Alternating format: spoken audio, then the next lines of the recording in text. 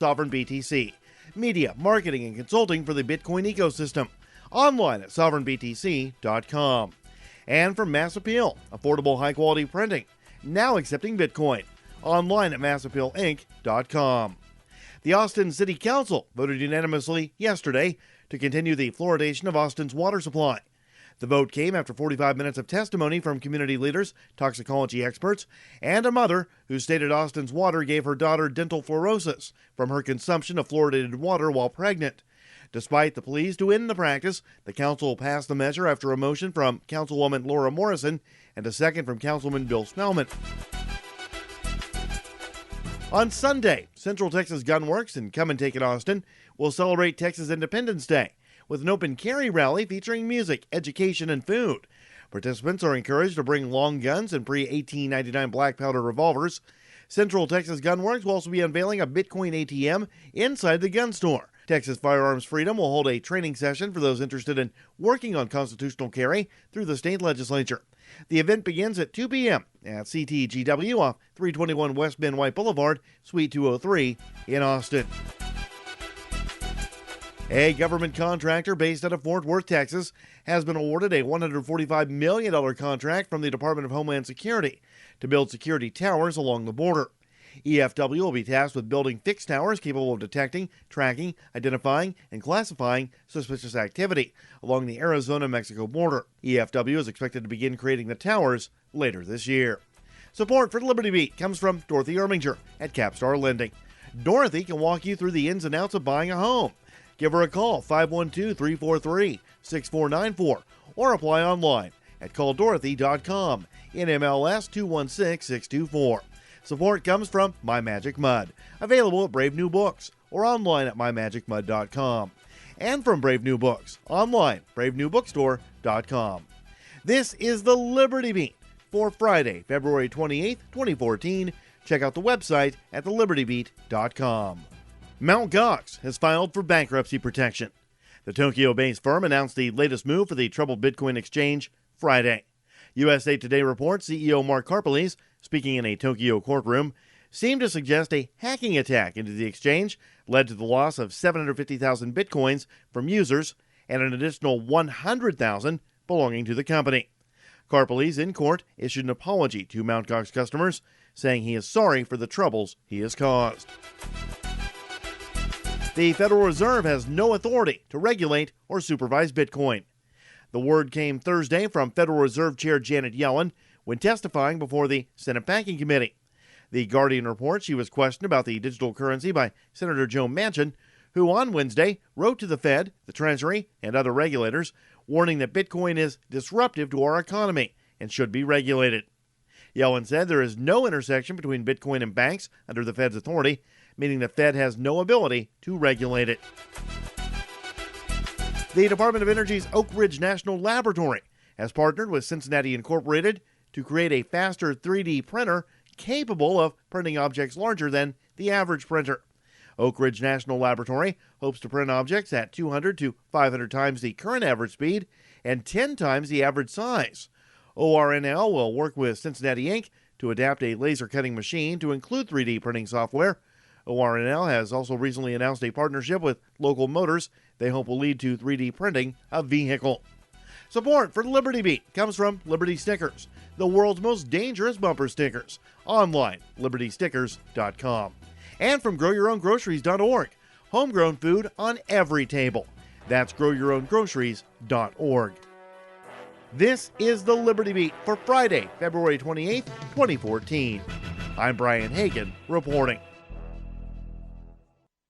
This is the Onion Week in Review. A study published Friday by the University of Minnesota found that mosquitoes have no physiological reason for biting humans, with researchers noting that the insects feed exclusively on pollen and seemingly only suck human blood out of spite. According to our findings, mosquitoes usually spit out the blood after a bite. They just really enjoy ruining outdoor activities and spreading deadly diseases. Researchers added that mosquitoes often bite a variety of vertebrates besides humans, including baby pandas, koala bears, and very small puppies, all for fun. And in tech news, a new Visa talking credit card urges buyers to go for it. Come on, buy it.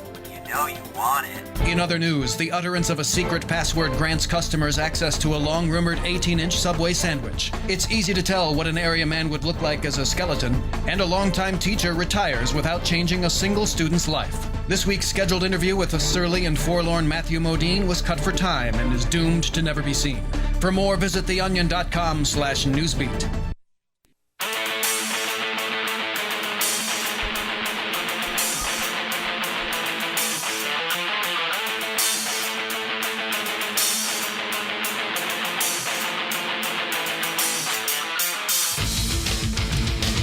This is Free Talk Live, and you can take control of the airwaves. Toll-free number, 855-450-FREE. That's 855-450-3733.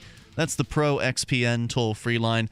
I'm sounding somewhat more normal, at least to myself today. I know I still kind of messed up this morning, so hopefully this whole cold thing will be done soon. Mark's nice. He gets the day off to rest. I will be continuing here. Darryl joining me tonight. Welcome. Good to be here. Fresh off of a massage, I understand. You do sound much better than you did 3 days ago. Yeah, I feel a little better as well. So it's been a brutal week recovering from the Liberty Forum, but worth every moment, I must say. It was also good to see you up before noon today. Yeah, well, that was for your trial, man. Don't think it was for getting any work done. I came out just to record your, I don't know if trial's the right word, hearing. Your hearing at... Hearing for preliminary injunctive relief. That just sounds like fun. What's that mean? Well, it's basically what they call the hearing when you filed a motion to get the other party to do a thing. So when you and five others order that thing. What's that? In this case, to have the judge order that thing to happen. Yes. So when you and five others were sued by the city of Keene, that trial was for a preliminary injunctive relief. So that's just the legalese for what they call it. You know, it's not I was harmed, so give me money or give me compensation. It was, you did something illegal that isn't necessarily criminal per se, but you need to fix it, and you go through the court system to get that done.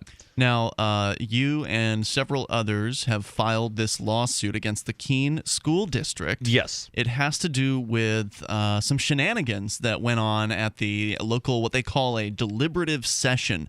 Now, this deliberative session is a yearly meeting. I believe it's unique to New Hampshire. Sounds believable. Maybe there's something like it in Vermont or Maine, but I don't know. I mean, a lot of times Vermont, New Hampshire, Maine are similar. It's a variant of town meeting. Okay. And town meeting is something that tends to only happen in New England. So the deliberative session is a variant of that, where several years ago there was something passed through the New Hampshire legislature called SB 2, meaning Senate Bill number 2, that created this form of town meeting to where you have a deliberative session to where any registered voter can come out, assuming in that town.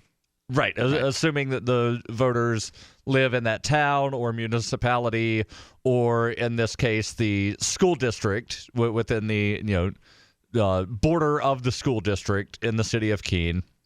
Then those voters can come out and they discuss and propose amendments to what will be on the official ballot, which is held roughly 4.5 weeks later. Now, most of the time, there are no citizen, if you will. I don't believe in that term. I don't think there is anything such a citizen. There are no inhabitant, I guess we should say, supplied ballot measures. But this time there were voter supplied ballot measures. But this time there were. There were 7. Conan Soliday, who is one of your co-hosts on your television program, Black Sheep Rising, Darryl. Yes. He's a creator of Black Sheep Rising. He ran for school board last year. He's a Free State Project participant. Great guy.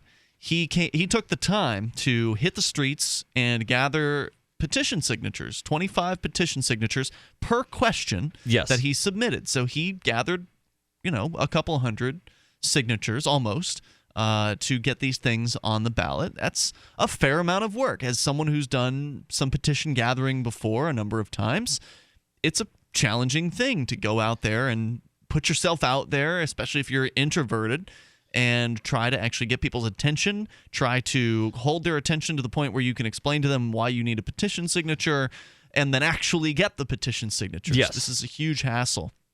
So he went through that process. He had certain wording for these measures. Some of them, like probably the most noteworthy ones, were the ones that cut the budget. Yes. Normally the school board budget is one of those things that, well, every year there's a question on the ballot about the school board budget, and it's either you vote one way and it gets bigger, or you vote another way and it gets even bigger. Yes. And that's considered a choice. That's what the voters get to choose yearly. So Conan put forth some ballot measures that actually reduced the budget in contradiction to the official one. So there's the one on there every year by statute that the school board always puts on that's always an increase. And then there's Conan's, which are 3 different levels of decrease. Yes. So there were these political machinations goings on that happened at the behest of one particular busybody attorney in town here, who every year is like Johnny on the spot. He is the leader of the charge to make sure that the state is taken care of at this event. He loves the state. It's his bread and butter. He's an attorney, and he's a huge fan of it. So he is there to make sure that everything goes in the favor of the state. And he had a plan. He also stated at the end of, or near the end of the deliberative session a couple of weeks ago, he made the statement that he would like to see the school board be more autonomous and not have to answer questions during a deliberative session. That's right. That voters shouldn't be allowed to choose between 2 choices of budget, that the school board should just say, this is what our budget is going to be. So anyway, he proposed some pretty dramatic changes to these ballot measures. And what he did was he changed a key word from, what to ratify? In 4 of the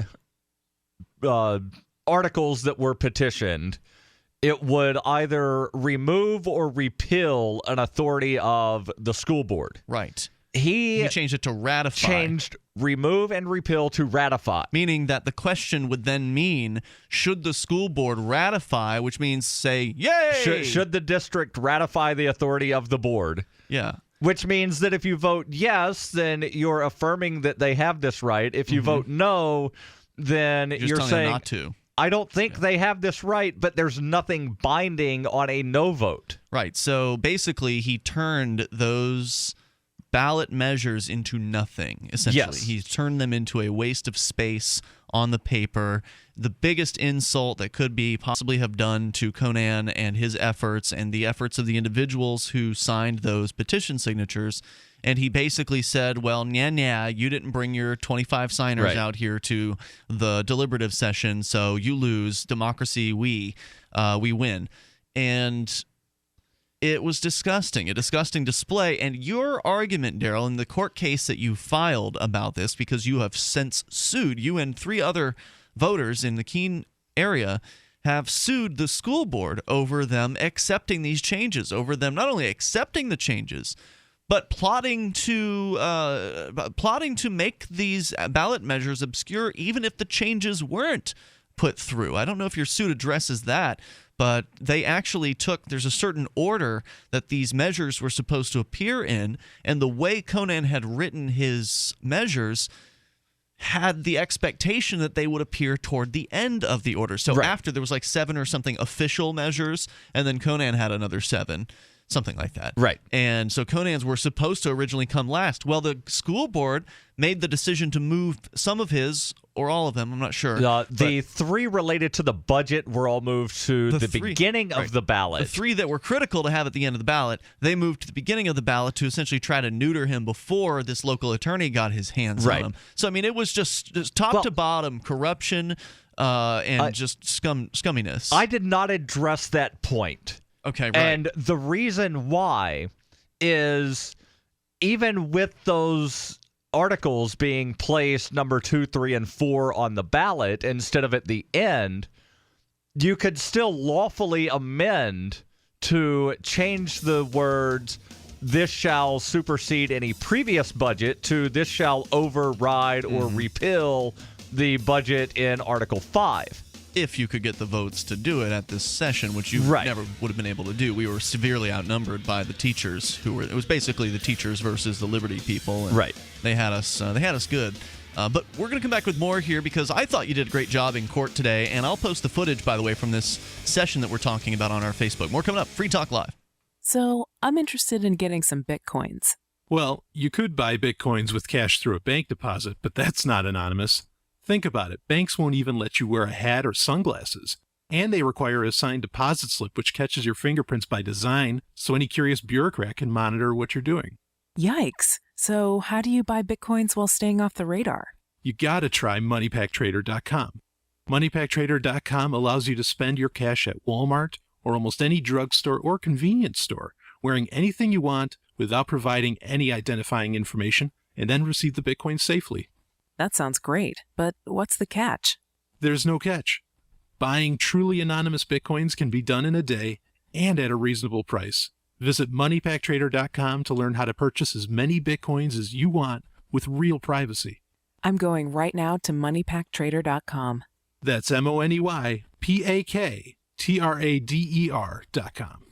Making the right decisions is a challenge to investors. Are we going to see economic growth, slide into a recession, or at worst, depression? Hi, Ted Anderson from Midas Resources. We all know when a company acts irresponsibly, divesting ourselves in a move towards safety is prudent. When the market becomes volatile, U.S. Treasuries are a safe haven. But what do you do when the U.S. government overextends itself and spends beyond its means? Many investors are turning toward gold as a common-sense alternative to traditional paper investments. Midas Resources has put together a powerful book titled 10 Reasons to Own Gold, discussing costs, benefits, risks, featuring full-color illustrations, weights, and measures. The book is free and can be yours by calling 800-686-2237. Paper investments are dwarfed by gold's 6,000-year history. Discover how gold may be right for you and your IRA by calling 800-686-2237. Whether buying or it's time for you to sell, the book is free. Call 800-686-2237.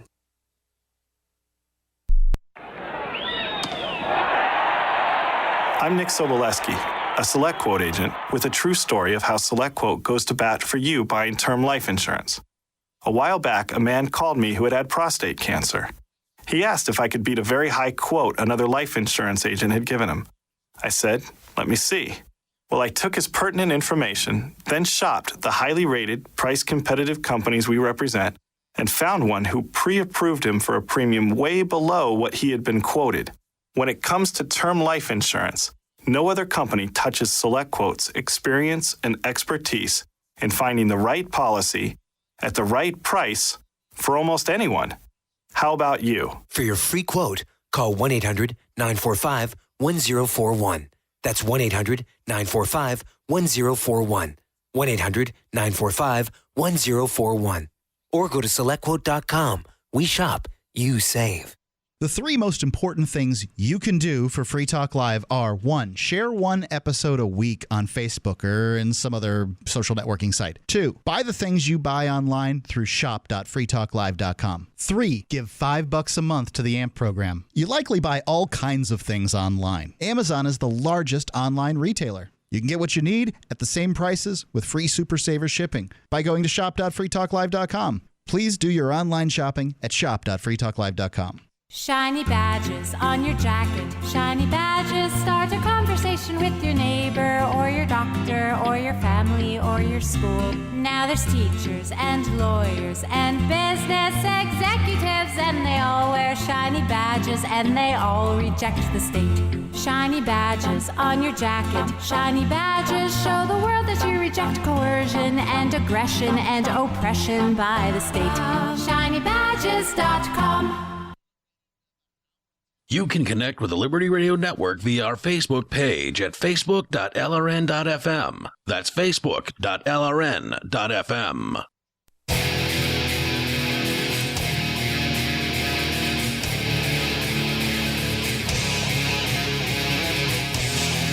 Free Talk Live. Bring up anything. Here, toll free at 855-450-FREE. That's 855-450-3733. and that is the Pro XPN toll-free line. You can join us online. Just go to freetalklive.com. Once again, that's freetalklive.com. You can get interactive there. You can create the content right there on the front page of the website. There's a story from our front page yesterday that I wanted to share, and I talked about it briefly last night, but we never really did more than scratch the surface. It's as our headline, or the person who wrote the headline for our website describes it, armed bureaucrats conspire to steal private vehicles using their badge as a cover for their actions. How did the mainstream media describe it? California town shaken as police officers arrested. So we'll share with you the story from AP News here in a little bit. 855-450-FREEZE, the toll-free number. Also, if you've been looking to get Bitcoins, check out cashintocoins.com. They make it easy. It's fast, legal, inexpensive, and customer service is their top priority. Cashintocoins.com. You go there and get your Bitcoins. If you haven't yet done this, now seems like a decent time. Bitcoins are kind of hovering around the 500 and change range. After having a slightly pronounced dip a few days ago, they've been staying strong ever since. Now the question is, will they begin picking up momentum again? And if so, when? Well, I was on the phone with one of my radio business buddies today, and I suggested that we were talking about Bitcoin came up as a topic of conversation. I said, hey, man, you might want to consider picking up one of these things up. I mean, if you got $500-something to spare, now, again, you don't have to buy a whole Bitcoin. You can buy a half a Bitcoin. You can buy a quarter of a Bitcoin. You can buy very, very small amounts of Bitcoin if necessary. So cashintocoins.com is the place to do it. They make it so easy. Cashintocoins.com. Darryl, we're talking about the legal drama that is unfolding in the local courtrooms here in Keene, New Hampshire. The Cheshire Superior Court. It was actually our first time at a case in the brand new Cheshire Superior Court today. Very nice courtroom, much larger than the old one. Oh my God, yeah, you can actually fit another 100 people in this courtroom. The old one was literally a 23-person audience. And then towards the end, because there were a lot of activist trials or activists showing up, they pulled a couple of the chairs out and made it like 19 or 21 seats. You mean at the old courtroom? Yeah. Yes. Frequently they'll not only pull some chairs out, but they'll bring in bureaucrats to take up as many chairs as they possibly can. Yes. So as to prevent activists from getting in there. So that's a problem that has been solved. And actually I noticed that the robed man in this court does not get to sit up as high as he used to. He's actually not as towering in comparison to what he used to be. He's still higher than everyone else in the courtroom, but not as high. I think what they did, and I've not actually taken measurements, but in the old district court, Judge Burke was sitting level with everyone. He was. Yes. In the old Superior Court, the judge was sitting much higher, so maybe they measured how high and then averaged it out. I don't know if they put that much thought into it, but probably not, but fun to think about. And so, yeah, they literally can fit over 100 more people in this courtroom, which is great news. So that's where we were today for your initial hearing on a lawsuit that you and 3 other activists in the area filed against the local school board because they gutted some voter-submitted petitions. So just one thing to point out real quick so people don't think that it's just, oh, you activists, you're being crybabies because you didn't get your way. There's actually an RSA, a statute, a law here in New Hampshire that says that the subject cannot be eliminated by amendment. So there are some changes that can be made by this what's called a deliberative session where you go into this big hall. In this case, in Keene, the session happens at the auditorium at the high school. Yes. And there's usually about 100 people that attend these things. So we had about 12 people that we knew of in the audience. Yes. Turned out there were about 3 more that we didn't know that were voting with the Liberty crew. So about 15 of the 100 were on the side of freedom. And they could have voted to change some details. So if they wanted to change a number, for instance, right. And they could change a the number. RSA specifically says that changing the dollar amount does not change or eliminate the subject. So what happens in some municipalities is they'll do something called zero out the article. Mm-hmm. And Chris Roberts, who's on the school board and who is also a city councilor and a state rep, told me in a private conversation that there's a couple of towns to where they wanted to authorize the town to buy emergency equipment, fire truck, ambulance, what have you. And so what some of the people did during the deliberative session was zeroed out. Instead of we authorize you $50,000 to buy this piece of equipment, we authorize you $1 to buy this piece of equipment. I don't get They're it. not eliminating the subject. But they can't buy anything with a dollar. Right. I see. But changing the dollar amount does not eliminate the subject. And that what if is, they changed it to zero? They could, but why not just say, all right, we're giving you something. Because changing to zero could be argued that it does eliminate. Right. So anyway, you've filed this suit against the school board. It costs about what, $260? Was $260. Plus, there was an approximate $10 fee for getting the summons and copy of the lawsuit filed by certified return receipt mail. And I think I spent like $3 to get some copies made at Staples and $5 on notary. Now, I don't know if you would have filed this suit had you not come across another court case that seems very, very similar. There's this court case you cited from, was it Exeter, New Hampshire? Where The town of Exeter was sued in 2011 in Rockingham Superior Court.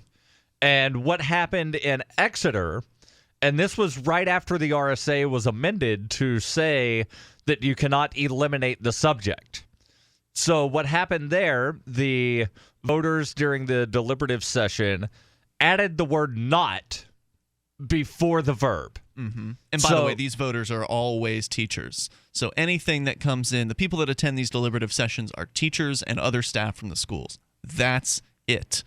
If there's anybody else attending, there may be a handful of Liberty folk, but the vast bulk are people who benefit from the system. So, of course, they would go in and try to gut anything that would threaten their system. Right. So what happened in Exeter was there was a warrant article placed by petition that said, shall the voters of Exeter or shall the Board of Selectmen in the town of Exeter create a budget committee in accordance with RSA blah, blah, blah, blah, blah. And they put the word not in there. So they changed it to say, to see if the voters in Exeter shall not authorize the board to create a budget committee. So therefore, if you say yes, they shall not, or no, they shall not, it's the same result. Right. So both a yes and a no vote have no effect. And the court ruled against the teachers. And the court ruled that it creates a nullity. So therefore, they had to redo this whole deliberative session thing, and hopefully the bureaucrats got a spanking, and they won't do that in the future. And that's what you're hoping that happens out of this situation here in Keene. The video footage I have yet to upload, but stay tuned to freekeene.com for that. We'll talk about bad cops coming up. Did you know that organic sulfur can cleanse and defend your body against the poisons we're exposed to each day? Organic sulfur crystals from sulfurdefense.com help by forcing oxygen and nutrition into your cells while eliminating heavy metals, contaminants, and damaging radiation. Defend yourself and family from toxic assault with one of the most critical and essential minerals available today. Order online at sulfurdefense.com. That's sulfurdefense.com or call 800-593-6273. Virtually anyone can hack your cell phone and track your calls, your texts, your emails, your every movement, but only if they can detect a signal. Stay one step ahead of hackers and Big Brother with a Blockit Pocket, a custom-made pocket infused with pure silver that creates a complete Faraday enclosure for your cell phone. For free shipping to the lower 48, visit blockitpocket.com or call 888-315-9618. blockitpocket.com, enhancing health and privacy.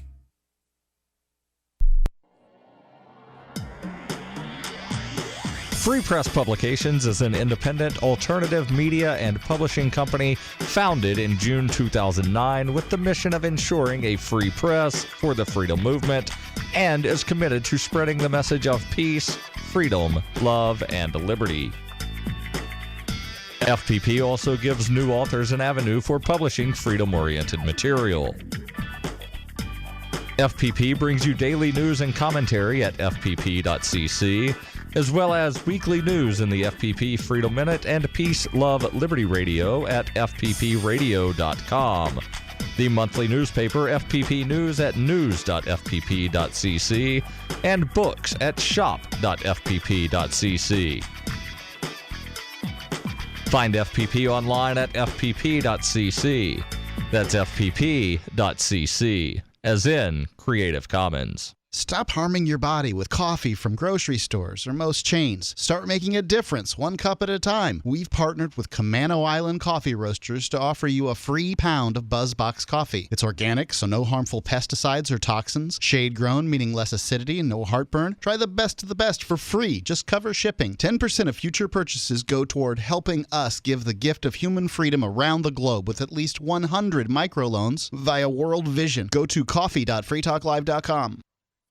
If you want to know the latest about Free Talk Live before we go on the air, all you need to decide is how you want it delivered. It's your choice. Visit news.freetalklive.com. You can get emailed announcements and participate in contests via our email updates list. Plus, we have a Twitter account that you can follow and a Facebook page where you can become a fan. So visit news.freetalklive.com to get news about Free Talk Live as soon as it's announced and the way you want it delivered at news.freetalklive.com. That's news.freetalklive.com. Scientology minister Frank D. Linehan was arrested this morning on 471 charges of molesting Thetans. The popular 56-year-old minister was reportedly taken into custody after an investigation revealed this week that he sexually abused dozens of Thetans in the past year, with many of the ancient alien spirits being as young as 65 million years old. Church members left these Thetans alone with someone they trusted, and Mr. Linehan clearly violated that trust. According to police reports, the abuse continued as recently as last week when Linehan forced a 70-million-year-old alien spirit to perform oral sex during a level OT2 solo auditing session. Since the allegations against Linehan surfaced, more and more church members have come forward about Thetan abuse. Despite the church's efforts to recover from the incident, the scandal may alienate a whole generation of Scientologists. I don't see how they can expect anyone to continue moving up the bridge to total freedom and achieve clear after this. This is the Onion News Network. While our satellite channel is free to listen to, it's not free for us. You can help us cover our satellite costs with the chip-in on the right side of the page at lrn.fm.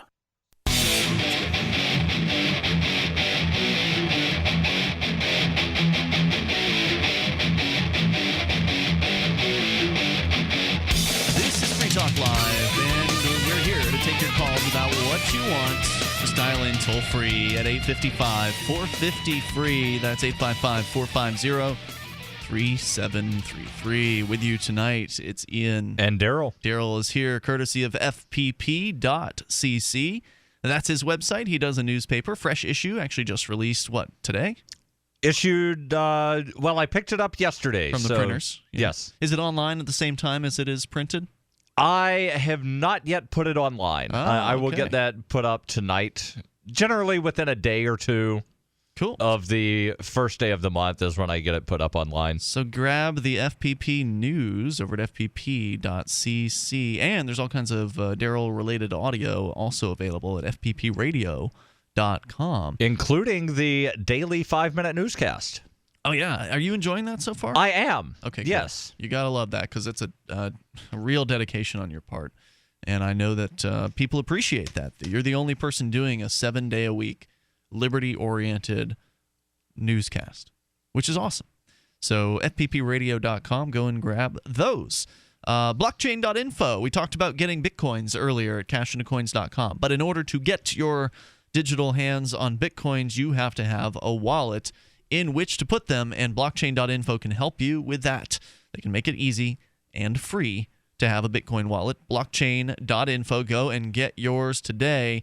They can help you, by the way, get easy access to your Bitcoins. If you have an Android phone, there's a blockchain app. If you have an iPhone, you're kind of screwed as far as the app is concerned because Apple hates Bitcoins. But the one thing Apple can't stop is you opening up your browser on your iPhone and going to blockchain.info there. They have a wallet in the browser, what they call an HTML5 wallet, that should work on every iPhone. So Apple can't block that one unless they want to start blocking websites. It also works on Android. That's a good point. Blockchain.info, but that app sure is handy. It if is. If you've got an Android phone, just go and grab the blockchain app. Or if you've got BlackBerry. Is there a blockchain app for BlackBerry? I don't know, but the website works. On BlackBerry. On BlackBerry. Excellent point. As long as you've got a browser. Blockchain.info. Get your Bitcoin wallet today. Let's go to Adam. He's in Baltimore. Adam, you're on Free Talk Live with Ian and Darryl. Hey, gentlemen, can you hear me? Hi, Adam. Go ahead with your thoughts tonight. Yesterday, your lead story was this video incident involving police in Baltimore County. Yes, sir. And I just wanted to give you some more insight on it because it used to be one of my #1 hangout spots when I was in college. How close is this college town? That first of all, we're talking about some cops who were arresting a man in the middle of the street. There was a man with a video camera who was recording that, and the cops came up and threatened him, basically told him to shut his effing mouth and that he needs to get the F out of there, et cetera, et cetera. They were very pushy and very, very rude. Wow. So how far from the city of Baltimore is this? If you take the highway, probably like 20 minutes. Okay. So these are likely sheriffs then, county cops. Well, it was a combination. You could see by the cars they had. Okay. And the one was definitely a sheriff because there's like a courthouse nearby. But basically, Towson, Maryland is the only actual like place in Baltimore County where you can do bar hopping. There's like 7 bars in the area, and it looks like the arrest that was going down in this video was right nearby one of probably the most popular one, which is a combination bar, restaurant, and club. Mm-hmm. So and I can tell you from experience that place can get a little rowdy, can get a little crowded compared to the other ones. Not to say that what the cops were doing was right or wrong, but yeah, we don't really know what transpires prior to the start of the video. The video picks up, or at least the chunk of video that we played picks up in the midst of the arrest. So we have no idea what this person was being arrested for. I'm just going to guess a bar fight, just because it sounded like it was a busy bar night, and you could hear there was a crowd of people behind the cameraman. Yeah, and the weird thing is, like, because I mean, look, I don't know why they were arrested, but the bottom line is, back when I used to go there, like, they really didn't have a lot of cops in the area. And I would say 2 years or 3 years after I graduated from college, you started having cop cars sitting outside of these bars, and it's mostly bars. Like that one area where this video took place outside of is the only place that has like a dance floor. All the other ones are basically just like your neighborhood type bars or your college town type bars. Gotcha. So a bar with a dance floor obviously going to attract college females, and therefore more college males will be there. So yeah, definitely could see why it would be the most popular. Yeah. So like I was saying, though the cops will show up, around like 1:45, right when the bright lights come on in the bar, just waiting for people to come outside, waiting for them to get people drunk in public or DUI or whatever. Sure. They do the same thing in Keene, New Hampshire. Go ahead. Oh, really? That's college town. I mean, these tactics aren't original to Baltimore County, Maryland. I just like to point that out. They've got one cop here in Keene that walks around the campus looking for people walking between parties with open containers of alcohol. Yep. One thing you guys didn't point out, it was said at the very end of the video, the cameraman, I don't know if it was true because you couldn't see it on the video, but the cameraman said that the cop that was yelling at him pulled his hair. Ooh, yeah, I didn't even hear that in the video. Yeah, there's a lot of difficult audio to discern toward the end of that, so we didn't play the full clip. There's just people chattering in the streets after the cop leaves, and it's kind of hard to really discern what's going on. It's at the very, very end of the video. I don't know what site you got it from, but the original one that's on Vimeo, the one that the camera guy posted, it has it in there. So, like I said, I don't know if that happened or not, but he did say that he had his hair pulled. That's one of those things you wouldn't have been able to know for sure by watching the video, because the cop gets in real close. And you can see the cop pretty clearly, but you couldn't see anything the cop did with his hands at that level of closeness, which is why having someone with another camera would have been very, very useful. If someone else had been at a comfortable remove, say 6 feet away from that person, and was recording the police going after this one cameraman, that would have been an interesting second angle on this whole thing. Unfortunately, we don't know if anyone else was recording in that circumstance. Was this the instance, and I wasn't listening to the show last night, so forgive me. Yep. Was this the incident where the cop pulled his gun on the cameraman? No, the cop did not draw down on the cameraman, but he was threatening. He did say F this and F that and was very, very rude. He was intimidating, but no gun pull. But because I saw that story floating around online yesterday about a cop that pulled his handgun on someone filming. I have a theory why the cop in this incident got mad. Okay. If you watch the video, they're it's two male cops, and the one that the out of the two male cops, the one that ended up getting in the camera guy's face was one of them. Two male cops trying to arrest a female, and they couldn't get her wrist behind her back. So he was embarrassed. I think he got mad that he couldn't physically assert himself with this girl. Right. So I think he got mad, and what I don't understand was if he wasn't able to help the other cop arrest that girl, why wasn't he doing his job and finishing the arrest? Like, that's my, I mean, right. Well, that was his excuse was that he had to get up and talk to the cameraman because he distracted him. Yeah, they were I would estimate they were about 12 feet away. And it's just sad that this continues to happen. And I don't know what can be done about it, because, when we complain about it, like, what does it do? I mean, they say they investigated it, but it won't do anything. It won't do anything. But what you can do is focus activism efforts in one particular place. As I said, if you had more than one video camera there, that would have likely changed how the police behave, because they will do whatever they can to control the situation that they're in. And as you said, if he was embarrassed by the fact that he couldn't control this young lady, then he had to exert control over someone. So he chose the man with the camera to pick on at that point. Thanks, Adam. I appreciate the inside scoop, having gone to college around there, or at least lived there. 855-450-FREE's the toll-free number. There is a solution. We'll talk about that here in a moment. It's Free Talk Live. You take control.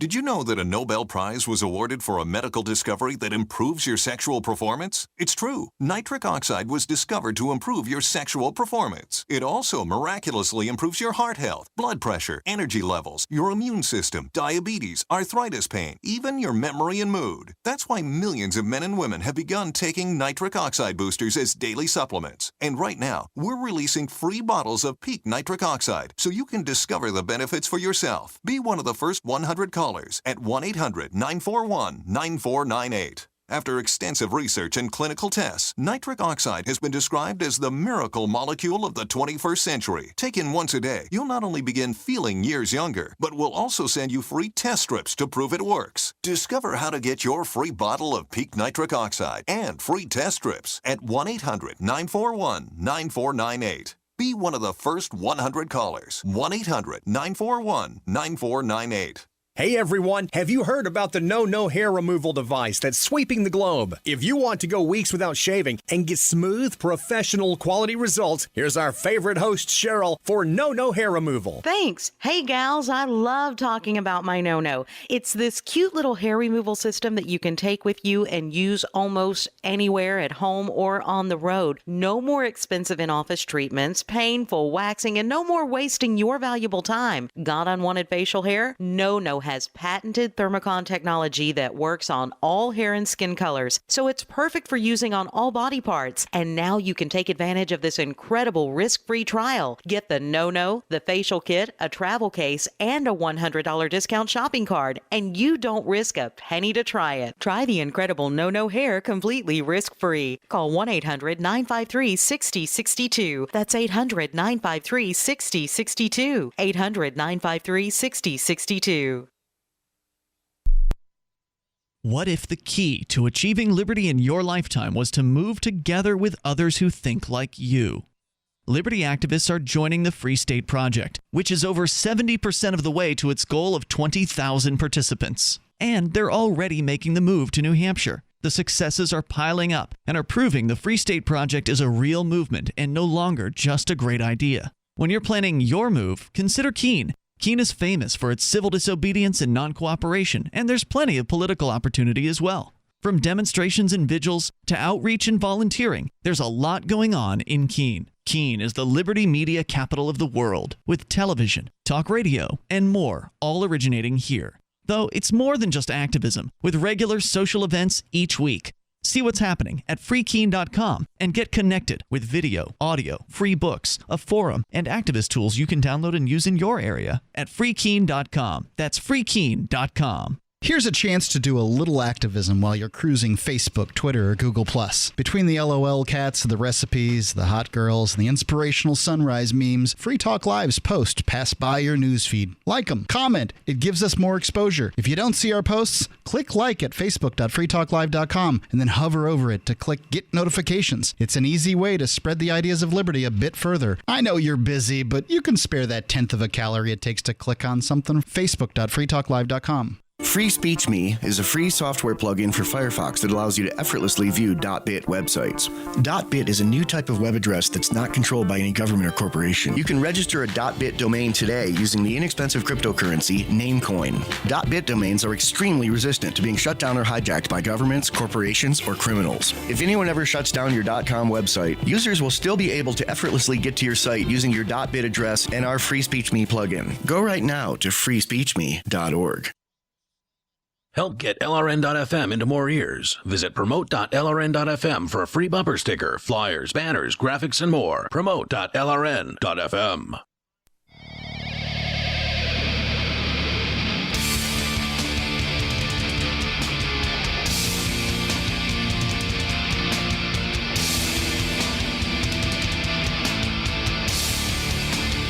Free Talk Live. Bring up what you want here, toll free. 855-450-FREE. That's the Pro XPN toll-free line. That's 855-450-3733. You can join us online. Just drop on by freetalklive.com and enjoy the features that we share on the site. You can create the content. You can actually support the show as well by shopping with us. You can go to shop.freetalklive.com and enter Amazon through the links that you'll find there. Some have been trying to use an old link that we had used previously that unfortunately we had to take offline. It was amazonus.freetalklive.com. That is no longer active. Unfortunately, Amazon has some sort of silly rule that you can't use their trademark in a subdomain. So, you know, it could have been the forest, but nonetheless, there's no arguing with them.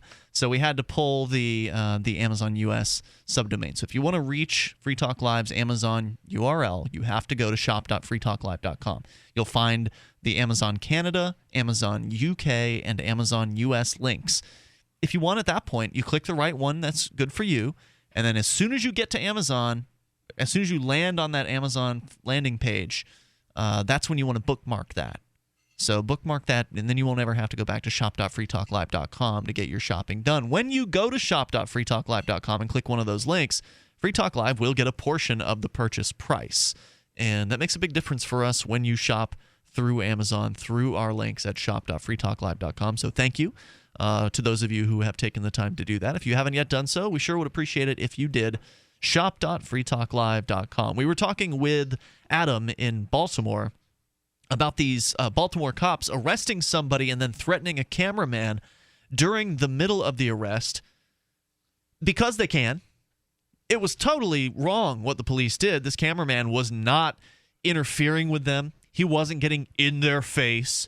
And, of course, like a lot of people, when presented with a camera, I think at one point in this video the cop goes, "Get that camera out of my face," or some variant on that. And it's always funny when people say that in videos, because always observe where the person is when they tell the cameraman to get the camera out of their face. Right. In 9 times out of 10, when I see someone utter that line or whatever variant of that line. Get the They're at camera out of my least face. 10 feet away. They're at least least 6, 10 feet away, sometimes more. There was one with Graham Coulson recently that we posted on freekeen.com. Or that Graham he posted. was at least 20 15. Feet, at least 20 feet away, I think, in that video. Anyway, they love to shout, "Get the camera out of my face," as they close the gap between the camera and their face. They get closer and then put their face literally directly in to the camera lens. So that's what happened in this particular case. The cop gets up in the cameraman's face. The cop gets a nice real close-up in the camera shot. He threatens the cameraman. And Adam wondered, what can be done about this? Sure, you can file a complaint with the police department, but they're going to take that and they're going to file it in the circular file, which is the trash can. They don't care about that. They don't care about your complaints. Oh, and they'll at least pretend to do an investigation before they file it away. That's right. They will pretend. And then that's it. Maybe they won't throw it away. Maybe they'll just throw it into some sort of file. But it will never actually, almost never, the complaints that you file against police officers, almost never will it affect them. So that again brings up that big question of, well, what do you do about this? You've got police are misbehaving. They are exceeding the bounds of their so-called authority. They should have just left this cameraman alone. They should have focused on making their arrest. They should have taken their person in custody out of the area. Now, look, I don't know what this young lady was being arrested for. For all I know, they shouldn't have been arresting her in the first place. But let's go ahead and presume she was a danger to herself and others, and that was the reason they were arresting her. They should have effected the arrest so she wouldn't be a danger because, as Adam pointed out, one of the officers got up from the arrest and then turned his focus and attention on the cameraman. Look, if this woman was a danger to others, he just made her more dangerous by virtue of the fact that there's now one fewer police officers that are in her immediate vicinity. Right. So just a total botch job from top to bottom on the Baltimore police. And of course, would they have treated a ABC News cameraman in the same way? Probably. You think so? It depends. A lot of times government bureaucrats won't treat the mainstream media in the same way that they will a individual with a video camera. And that's because they know that the television station has attorneys. And if you're standing there looking like you are a cameraman with a big old camera on your shoulder, you're going to appear more official to the police officer. And appearance is everything when it comes to these guys. I mean, if you can make these guys believe that you're legit media, I think they're less likely to mess with you. Now, that's not to say there aren't instances of mainstream media being screwed with or having their cameras stolen or being told destroyed. You can't be within 2 miles of this area. Because that happens. Sure. No, it does happen, and you're right. And, of course, most mainstream media are very obedient, and they will do what they're told. However, I think that the police are more likely to pick on the average person than the mainstream. So, what do you do about this? Well, the answer, of course, is the Free State Project. And it's the only legitimate answer. It's the only answer that's going to have any form of effectiveness because we've seen everything else tried. We've seen the police review boards. We've seen these, in a situation like, I think it was Atlanta where they shot, oh God, what was her name? Johnston, I think was her name. This 92-year-old woman who was in her home. It was dark. She was half blind, half deaf. The police break into her home looking for her son or grandson or something like that for drug charge. She, of course, is half blind and half deaf, and here's people breaking into her home, and let's just say she wasn't living in the nicest neighborhood in Hotlanta. The cops, one of them got, I think, did he get shot? No, she missed the cops, and she got shot up by the police. She did have a gun. She tried to shoot at the cops, but again, as a blind woman, she wasn't too successful in that. The police returned fire and killed her. That created the police oversight commission or whatever they're calling it there, citizens review board. There are different terminology that are used across the country for boards like this. Sometimes they're staffed with government bureaucrats. Other times they're staffed with people that are kind of active or known to the community. But every time, and sometimes they're, supposedly given powers of investigation into the police department, but it's nothing more than a paper tiger. It's nothing that is really has generally where it's tried has never had any kind of significant effect. It's used to placate the angry mobs of people because usually after the police do something outrageous, People are upset. They're in the streets. They're protesting. They're coming to city council meetings. They're demanding something be done. Okay, all right, we're gonna form a police observation commission. Who wants to be on the commission? And then, okay, well, now it feels official. Now we're doing something here. But has police violence died down in Atlanta as a result of this? Probably not. Have police corruption stopped? Has it rolled off a cliff? Has it even reduced as a result of the police oversight committee? Because how hard would it be? I mean, really, if we've read all kinds of stories about police corruption here on Free Talk Live, there's no shortage of it. How difficult would it be to put the screws, even if you had a commission that somehow had power over the police, how hard would it be to put the screws to those people? Look, Darryl, you and your pesky commission. You keep this crap up, your son's going to die. Do we need to say anything else? You could pull me over a few more times on my way home, and just keep giving me these little things that say you owe us money. They wouldn't even necessarily demand money from you, but they just want your compliance. They just want you to not get in the way of whatever it is that they're doing. Now, I'm not saying all cops are corrupt. I'm not saying all cops are bad, but there's plenty of them who are. And from former cops that we've talked to on Free Talk Live, we know that the corruption tends to rise through the ranks of the police departments in this country. We know that because corruption rises through the ranks, a lot of times the top dogs in these departments are very corrupt, very dangerous individuals. And sure, maybe it was your intention to hold the police accountable, but once they threaten your family, what you going to do then? Are you really that serious about it? So how do you change this situation? Well, I think the Free State Project is an answer, and I think it is the best answer. And the reason why it's the best answer is because, well, we're actually having an effect. So it's not just some sort of proof, it's not some sort of concept or idea. It's actually happening. The idea is to move 20,000 people here to New Hampshire, as we have done, both of us moving from the South in our case, but people coming from all around the world to gather here and get active to achieve liberty in our lifetime. Now, not everybody's interested in going out on the streets and holding a video camera up to the police. In fact, I would say a minority of people in the Free State Project are interested in that. But what changes when you have numbers on your side is everything. Because normally the people who are opposed to police corruption are a very small but vocal minority. What if we could increase the numbers of that minority? What if we could have people all over the place, all over New Hampshire, at any given moment, every time a cop pulls somebody over, somebody drives by who's a member of Copblock.org. 855-450-FREE. More coming up. Now here's something you don't hear on the radio every day. Someone who can't see. I am totally blind. So I go through periods when I'm unable to sleep at night. And I feel like I'm constantly running, but can never quite catch up. But this isn't a sleep problem. It's something called non-24-hour disorder. Learn more about non-24 by calling 855-856-2424 or visiting learnmorenon24.com. If you've got aches and pain and soreness, it could be chronic inflammation. Listen to Dave talk about Relief Factor 4. I was in a sawmill accident and suffered with pain and discomfort for 60 years. I heard about Relief Factor 4 and decided to order it. And in 4 days, I was walking without a limp and without pain. I am thrilled. For more information or to order Relief Factor 4, go online at relieffactor4.com. That's relieffactor4.com. My name is Jacob Hornberger. I'm president of the Future of Freedom Foundation, which Congressman Ron Paul awarded for having an outstanding freedom website. Write us at fff@fff.org,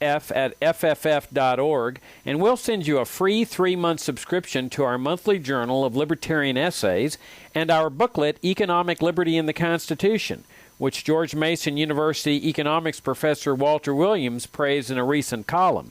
That's fff@fff.org. So you've heard all 3 hours of the latest episode of Free Talk Live, and you're still hungry for liberty-oriented audio content? Did you know that we have another 24/7 audio stream at LRN.FM? The Liberty Radio Network airs the latest episodes of some of the best liberty-oriented podcasts on the internet around the clock. In addition to recorded content, you'll also hear live shows like Free Talk Live, originating from our Keene, New Hampshire studio. So listen anytime at LRN.FM. That's LRN.FM. You're listening to the live edition of Free Talk Live. Hour number 2 is next after the news here on the Liberty Radio Network at LRN.FM. Radio VR. Good morning and welcome to Radio VR. We're broadcasting live from Washington, D.C. and around the world on voiceofrussia.com. I'm Kate Zickel. And I'm Rick Young. Today is Friday, February 28th, 2014. Radio VR News. President Obama has launched an initiative to reach out to young minority men, insisting too many still drop out, get in trouble, and go to jail. White House correspondent Mark Smith reports. The president often tells young black men he was once like them. I made bad choices. I got high. But he was lucky with a loving mom and teachers who cared. So many inner city kids aren't and end up in poverty and crime. And the worst part is we've become numb to these statistics. So Obama's starting My Brother's Keeper, enlisting charities, companies, and others to give more young Americans the support they need. In the East Room, he was introduced by Kristen Champagne from Chicago, who said hearing Obama say he has promise was life-changing. Through his eyes, I've been able to see that potential in me. Mark Smith at the White House. Vermont Independent Senator Bernie Sanders is not happy about a bill to help veterans that is now blocked in the Senate.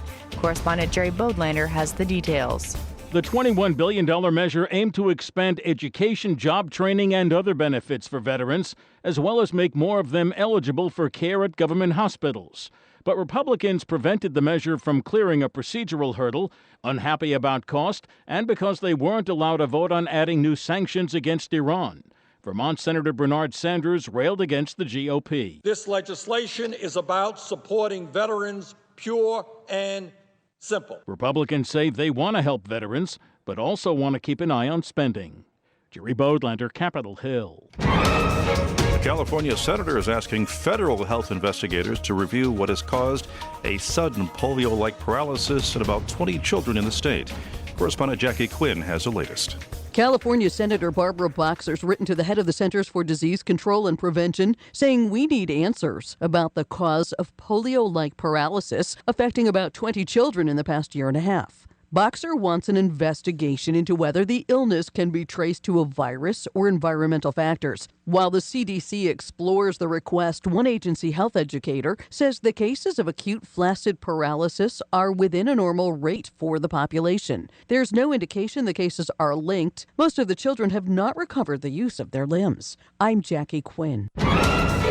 Controversy about what a student wears in class. A federal appeals court rules a school acted properly in banning U.S. flag shirts for safety reasons. Correspondent Mike Gracia explains. The Ninth U.S. Circuit Court of Appeals has ruled that officials at a Northern California high school acted appropriately when they ordered students wearing T-shirts bearing the American flag to turn the garments inside out during the Mexican independence celebration Cinco de Mayo. The three-judge panel ruled unanimously that concerns of racial strife outweighed the students' rights to freedom of expression. Live Oak High School in Morgan Hill, California, had a history of problems between white and Latino students at the time the order was issued. The court says schools have wide latitude in order to ensure campus safety. I'm Mike Rossi. New charges have been filed against a British hacker accused of breaking into U.S. government computers. Correspondent Warren Levinson has an update. 28-year-old Laurie Love of Stratus Hall, England, was charged last fall with breaking into U.S. military and NASA computers. The new indictment accuses him of hacking into computers at the Federal Reserve as well. Love, who was arrested in Britain in October, allegedly posted the names, email addresses, and telephone numbers of users of the Federal Reserve computer system on a website. The charges, which include aggravated identity theft, carry a prison term of up to 12 years. Love was originally charged in Newark, New Jersey. The new charges were unsealed in federal court in Manhattan. Warren Levinson, New York. If you thought there are more potholes around this winter, you're right. Correspondent Jim Ascendio reports on the pavement craters that come with a rough winter. John O'Doherty at the National Center for Pavement Preservation says this winter has produced a bumper crop of wheel benders and suspension breakers throughout the Midwest, the Mid-Atlantic, and the Northeast. We get what is called freeze-thaw cycles, where the temperature will go above freezing and then go back down again at night, and in the daytime it comes back up. And this really destroys roads. It wreaks havoc on roads. He says many government agencies have realized that filling small cracks before they become larger ones can preserve streets and highways and cost a lot less in the long run. But until all all agencies pursue such policies, O'Doherty says you and your car will just have to avoid those craters. Jim Ascendio, Washington. And that's the news for Radio VR in Washington. I'm Kate Zickel. And I'm Rick Young. In order to more accurately portray the risks of smoking, the FDA has approved putting a picture of Trish on the cover of all cigarette packs. Clinical trials suggest that images of diseased organs, corpses, and deformed infants all prove less effective than a single photograph of Trish smiling. Smokers can expect to see the graphic campaign as early as next month, paired with a simple line of text that reads, "Cigarettes cause Trish." In Science News, a new study finds that every style of parenting inevitably produces disturbed and miserable adults. Despite a great variance in parenting styles across populations, from overprotective to permissive, the end product is always the same, a profoundly flawed and joyless human being. One bright note of the study, adults can find temporary happiness when they're able to perpetuate the cycle of human misery by having children. In other news, the Pulitzer Board adds a giant pumpkin category, and a local man's utter failure in life is a bit of a sore spot. For more news, visit theonion.com/newsbeat. This is the Onion News Network.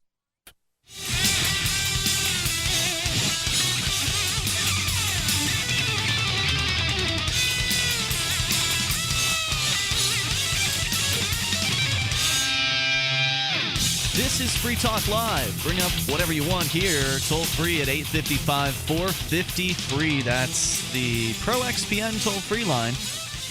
855-450-3733. With you tonight, it's Ian. And Darryl. And don't forget, you can join us online. Just drop on by freetalklive.com and enjoy the features that we allow you to engage in there. You don't have to pay a membership fee. You just go and get interactive. Now, if you want to vote on the content there on the front page, you can vote up what you like and vote down what you don't. You can submit content right there to the front page of the site.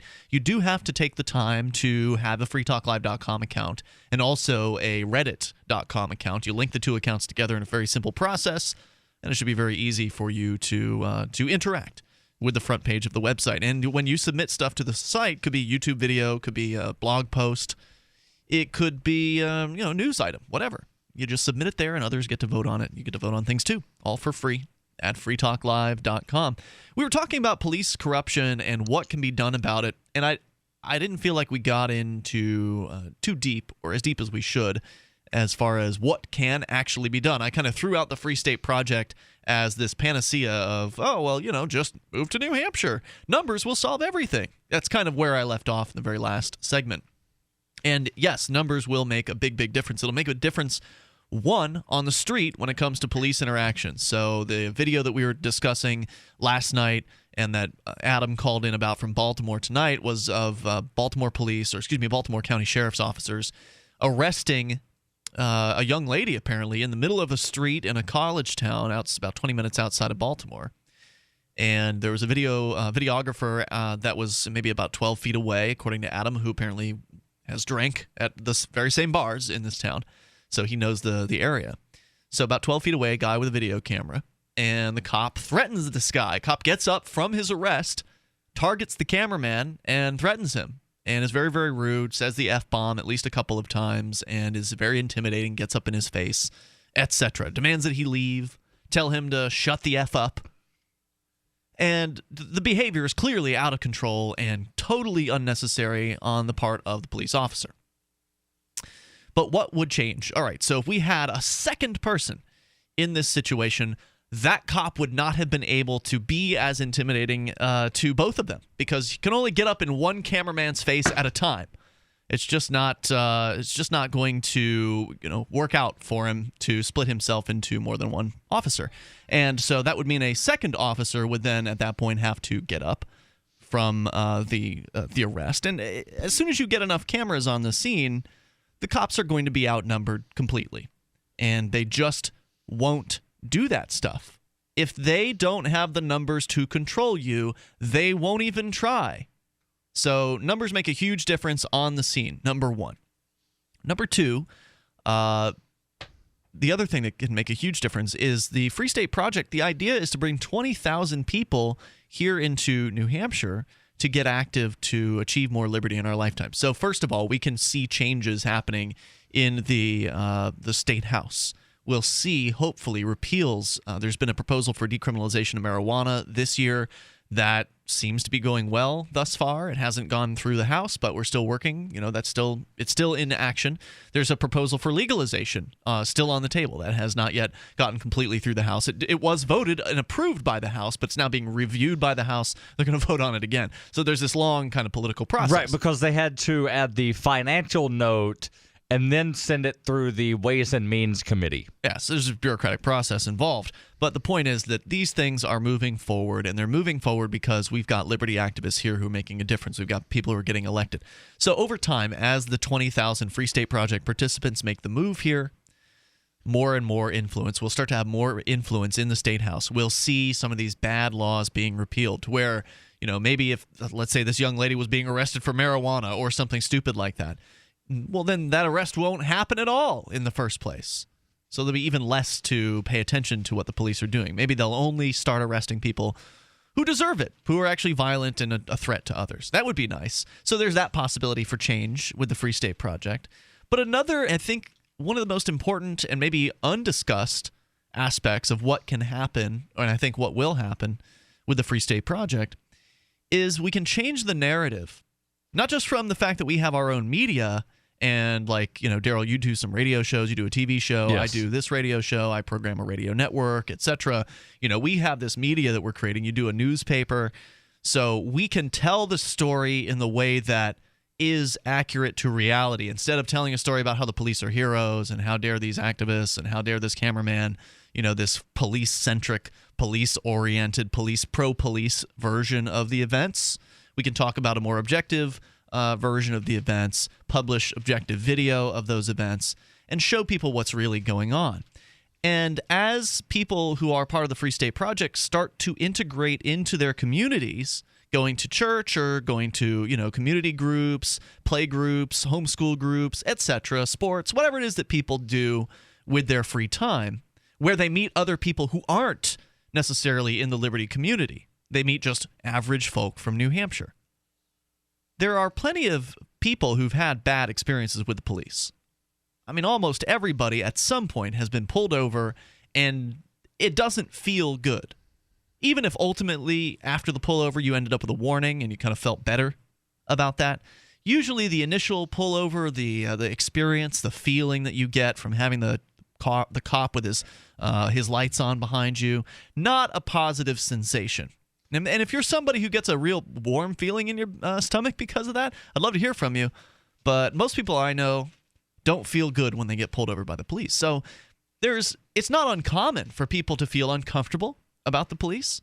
And it's becoming less and less common for people to be upset with the police for something they did to maybe a loved one or something they did to maybe them. Maybe it was busting a high school or college party or underage drinking party, which was completely unnecessary just because the cops wanted to do it just to screw with the kids in the town or whatever. There's no shortage of these stories. In fact, there's a shocking number of Americans who've been arrested, male Americans, even females, but males who've been arrested by the time they're age 23. We talked about those statistics recently here on Free Talk Live. It's almost 50%. So people have had bad experiences with the police, but the one thing is they don't want to talk about it. They don't want to do anything about their bad experiences because they don't want to have another one. People know that the police can be corrupt. They know that the police can be harmful. They can be threatening and dangerous, and that's why they don't want to take a stand against them. That's why they don't want to express how they feel to them. They just want to pay the fine, take the plea deal, and make it go away. And I don't blame anyone for that. But what happens if the conversation around the police becomes more common? Of the conversation about police corruption, investigating the police, keeping the police accountable, holding cameras. What happens if this becomes more of an occurrence amongst average people, where people become not so afraid of the police anymore, to where they're not afraid to, let's just say, express themselves to the police? Like, hey, officer, I don't appreciate what you're doing tonight, arresting that 18-year-old female for having an open container here in the college neighborhood. Who has she harmed? These are some of the things that cop blockers will do on a regular basis. But my point is, there's still not enough of that. If the police are getting feedback like that from the people that they're around, if the police start hearing from their neighbors, their co-workers, not necessarily co-workers, but the people they go to church with, or the people that they go to the gun club meetings with, or whatever it is the cops go and do. Obviously, in a lot of cases, they only hang out with their own clique, but inevitably, the police are in the community too, and they are going to connect with average people. So what I'm saying is, if we can shift the average person from being timid about expressing themselves and their beliefs about what the police should be doing, like, going after real criminals, then that's when I think things are going to start to change. Aside from change the laws. Obviously, changing the laws would be a good thing too, and that's, we're working on that.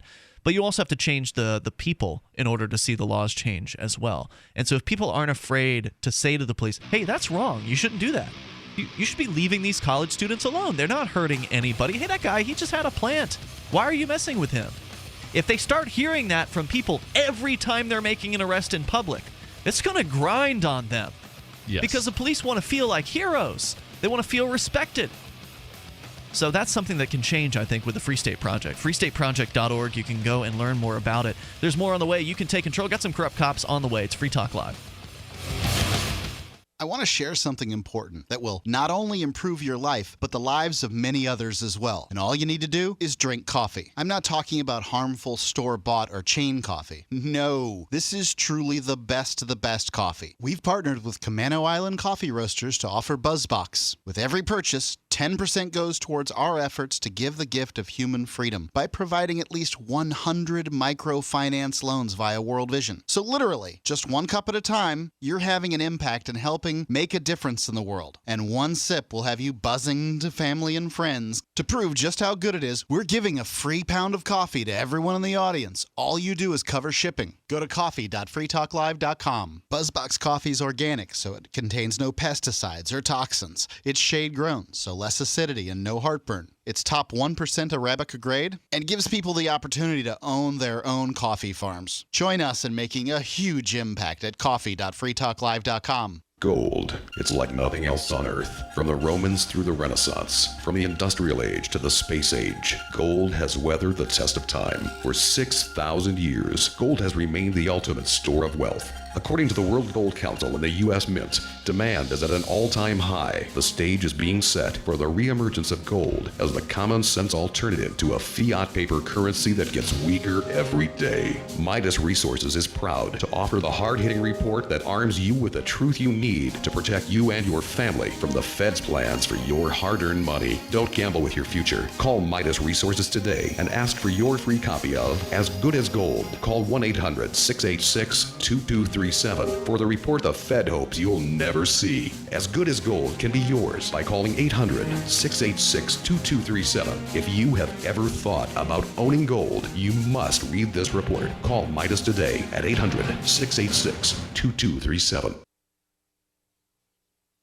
A meme is not easy to define. What is it? But you know it when you see it. Amazing. Don'tTreadOnMeme.com proves that. I feel so enlightened. Don't Tread on Meme, M-E-M-E, helping you give the finger to our monetary system of deception by providing you with silver dime trading cards. Unlike today's dollar, they have value, and they look neat too. Oh, would you look at those? Aren't those just swell? Don'tTreadOnMeme.com. While you're browsing their numerous silver dime card designs, take time to download the easy-to-use Silver Calculator app. This simple piece of technology lets you know instantly, whether using iPhone or Android, just how much your silver coin is worth. Find out all the details at Don'tTreadOnMeme.com. Now accepting Bitcoin.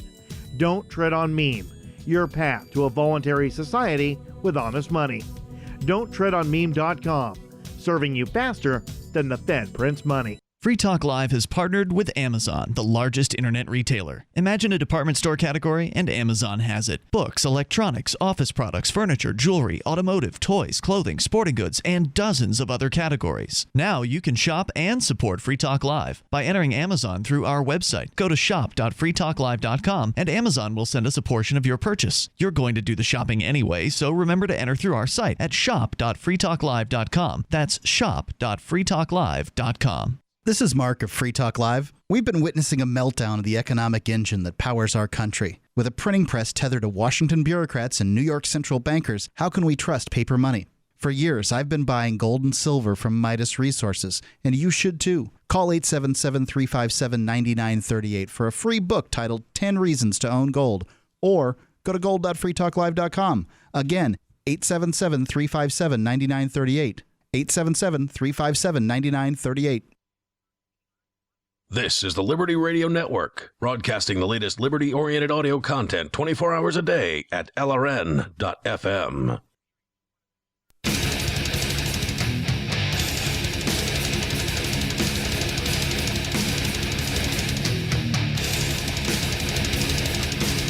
This is Free Talk Live, and you can bring up whatever you want toll free at 855-450-FREE. That's 855-450-3733. That's the Pro XPN toll-free lines, and you can join us online. Just go to freetalklive.com.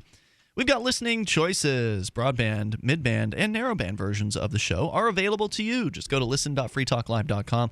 The latest episode of Free Talk Live is always playing on those streams. You can hear them anytime you want, day or night. Also, you can hear us on over 140 great radio stations across the country and beyond, actually.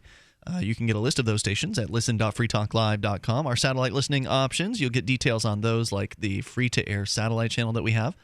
You can get those details, listen.freetalklive.com, plus our webcam and listen lines that allow you to call from any phone that can dial long distance.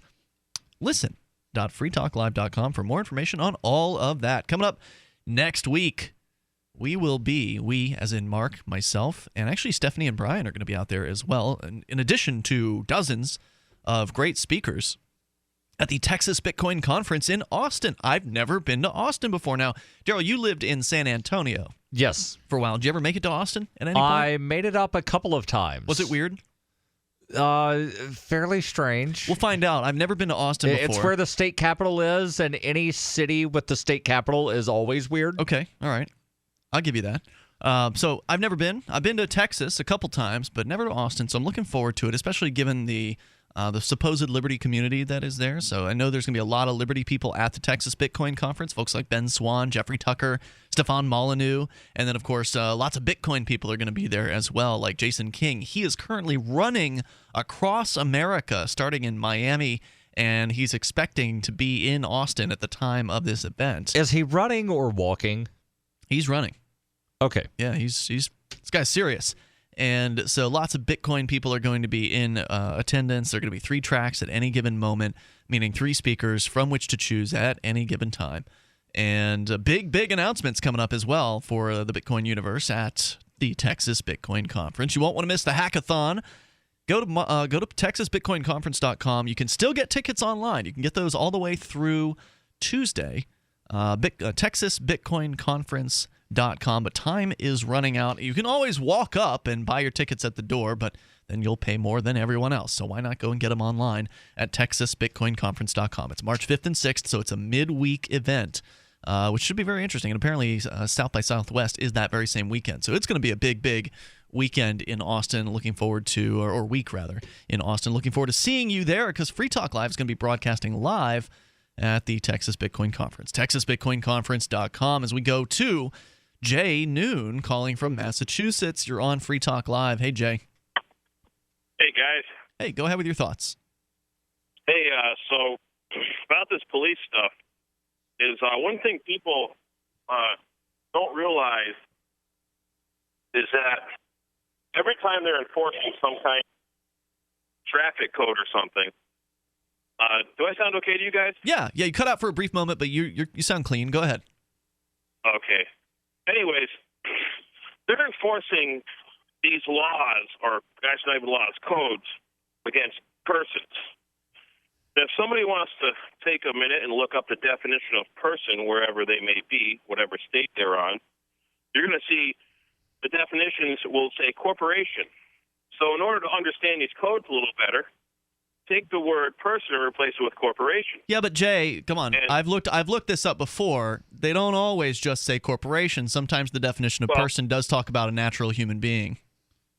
Actually, I have not seen, as I was looking at the New Hampshire definitions last night, actually, because I'm going to do a little show with Derek J on Tuesday. Okay. kind of about this stuff, and I have not found one statutory definition of person, including natural human being. Not one. And I've looked at Massachusetts, Connecticut, New Hampshire, Colorado, New York. Yeah, but it doesn't I've, just say corporation. It says something else there, right? Like there's another. Sure.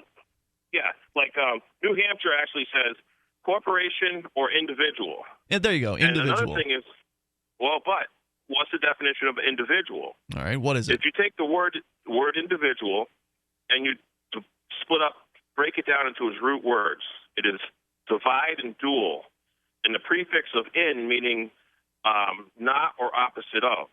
So divide is a split in part, and dual is in law is two separate entities or two similar entities. So it's an indivisible dual is what individual means, and this is where the English language has been so perverted in the last 150 years. People don't even know the definitions of these words. Jay, where are you getting the definition that individual means to divide a person in half? No, a person is comprised of two entities. The all capital letters name, which would be straw man's the wrong word to use, but which would be the fictitious persona or the nom de guerre, and the man or the woman. Now, what people understand, if these codes apply to men or women or the people, it would say that language in the motor vehicle code, for example. Look, Jay, I've tried this stuff before, and I was put in a jail cell for trying this. I believe that you've done a lot of research in this, and we have had conversation after conversation, both on the air and off the air, about this. And I still want to have you come to New Hampshire courts and try some of this out. And I'm glad you're doing some research on the New Hampshire codes. That's very good. And as I said, if you go to a Keene area court, I'm more than happy. In fact, I'll probably come anywhere in New Hampshire if you happen to get arrested somewhere in New Hampshire, or even if you just get a traffic ticket or something like that. If he got arrested in Pittsburgh, New Hampshire, all the way up on the Canadian border, you'd be there. I'd probably go up there to record Jay's hearing, because I want to see how you apply this information in a way that would actually be accessible to others and useful in a court. Because, okay, you've got your definition of individual, but that doesn't sound like the definition that you're going to find if you pull up a legal dictionary. Actually, if you pull up a legal dictionary, and I'm going to quote it wrong, but in a legal dictionary, it's something to the effect of a person. Actually, Massachusetts is really good. In Massachusetts, it has a definition of a person is an individual, corporation, trust, society, and some other corporate thing. And then if you look up the definition of the word individual in the Massachusetts definitions, it says person, corporation, trust, society, and association. So they've defined the word with itself, is what you're saying? That's generally what they do. The same circular thing. Yeah. So, but the point is these codes were created to regulate the creatures that the government created. Which are corporations. Corporations are created by the government. Yes, corporations, associations, societies, and trusts. But what your argument is, though, is that you would have to preserve these points for appeal and then appeal to the Supreme Court, because you're going to lose at the district court level or the superior court level if you make. Absolutely. And that's the thing. That's the thing I've never done. I've never done it because the appeals process is a huge hassle. $250. It's also costs money, and I don't like to give the state plus money. Transcripts. Yeah. Here's a way to kind of do an appeal while you're in court. It's called a counterclaim. And this is how I would present this in court, is as a counterclaim. Now, my brother Christopher is actually doing a counterclaim right now on driving without a license in Massachusetts. All right, what you're going to have to show me is the video and the documentation rather than the theory, because we could talk all night about the theory. Jay, I look forward to hearing your episode of Peace News Now with Derek J, and thank you for the call tonight. There's more Free Talk Live on the way here in moments. 8:55, 450 free. It is Free Talk Live. It's that time of year again, and you know what that means. Cold and flu season. But don't worry, herbalhealer.com has you and your loved ones covered with our safe and natural products. Cold and flu fighters like beta-glucans, olive leaf antiviral capsules, grapefruit seed extract, HHA 4-herb capsules, elderberry power, and respirate. And don't forget about Oregacillin for the lungs, normally $34.95, on sale now for only $25. Vitamin D3 120 count soft gels, only $9. Whole body and homeopathic detoxes for the lungs, kidneys, liver, lymph, and brain, normally $26.95, now just $20. HerbalHealer.com also offers correspondence courses to teach you how to handle your health naturally. And as always, new customers get a free 128-page catalog with your order. Visit HerbalHealer.com and click the Winter Specials button to save on our natural cold and flu-fighting products. HerbalHealer.com, healing the world with nature, one person at a time, since 1988. Since time began, tyrants have taken aim at personal liberties. Now there's a movie that aims back. The government has no more right to tell us what to put in our bodies than they have to take our guns or tell us what books we can read. 6 drug police were eaten by bears while raiding a marijuana farm. On your knees, you dirty hippies! Jesus. On your knees! What's the problem, officer? Today, many cops who enforce pot laws do so only because it provides them with cushy jobs, good benefits, and a chance to push people around. I was an undercover narcotics officer. The drug war is nothing but a farce. The Second Amendment says you gotta keep you and your gat intact. Guns and Weed, The Road to Freedom. A film by Michael W. Dean and Nima Vadadi. DVD available now at gunsandweed.com or on Amazon. That's gunsandweed.com. Makes the perfect gift. Remember, that's gunsandweed.com. Imagine for a moment a radio program, the most personal of mediums, that reaches hundreds of thousands of people on more than 140 radio stations across the U.S. and around the world through the internet with podcasts and live streams. Imagine the advertising is affordable from $600 to $6,000 a month. Free Talk Live is that program. We will work with you to get clicks, calls, views, or sales. Email me at mark@freetalklive.com. The 3 most important things you can do for Free Talk Live are: 1, share 1 episode a week on Facebook or in some other social networking site. 2, buy the things you buy online through shop.freetalklive.com. 3, give $5 a month to the AMP program. It's my firm belief that Free Talk Live's AMP program is the best use of your charitable dollar among liberty-oriented organizations. Support all the organizations you love, but make sure you give $5 a month to AMP at amp.freetalklive.com. Why did you move to the Shire? I moved here to the Shire because there's other people around who take liberty just as seriously as I do. I moved to the Shire because I saw videos of people challenging authority and thought that I could get support myself. It called to me, like, do this right now. I wanted to be around people like me who got it, and once I got here, I knew there was nowhere else that I wanted to be. Immigrating to the Shire was easy. I was instantly plugged into a community of individuals who also care about peace, liberty, and justice and are willing to do something about it. The people here are awesome, loving, and positive. It was for the adventure and for the feeling of something important is happening here, and I just wanted to come to sort of be part of that. Visit ShireSociety.com to read and sign the Shire Society Declaration and learn the reasons why, if you love liberty, you should immigrate to the Shire. Plus, add yourself to the Shire map at ShireSociety.com. That's ShireSociety.com. You can sign up to receive the latest about the Liberty Radio Network via our email updates at updates.lrn.fm. That's updates.lrn.fm.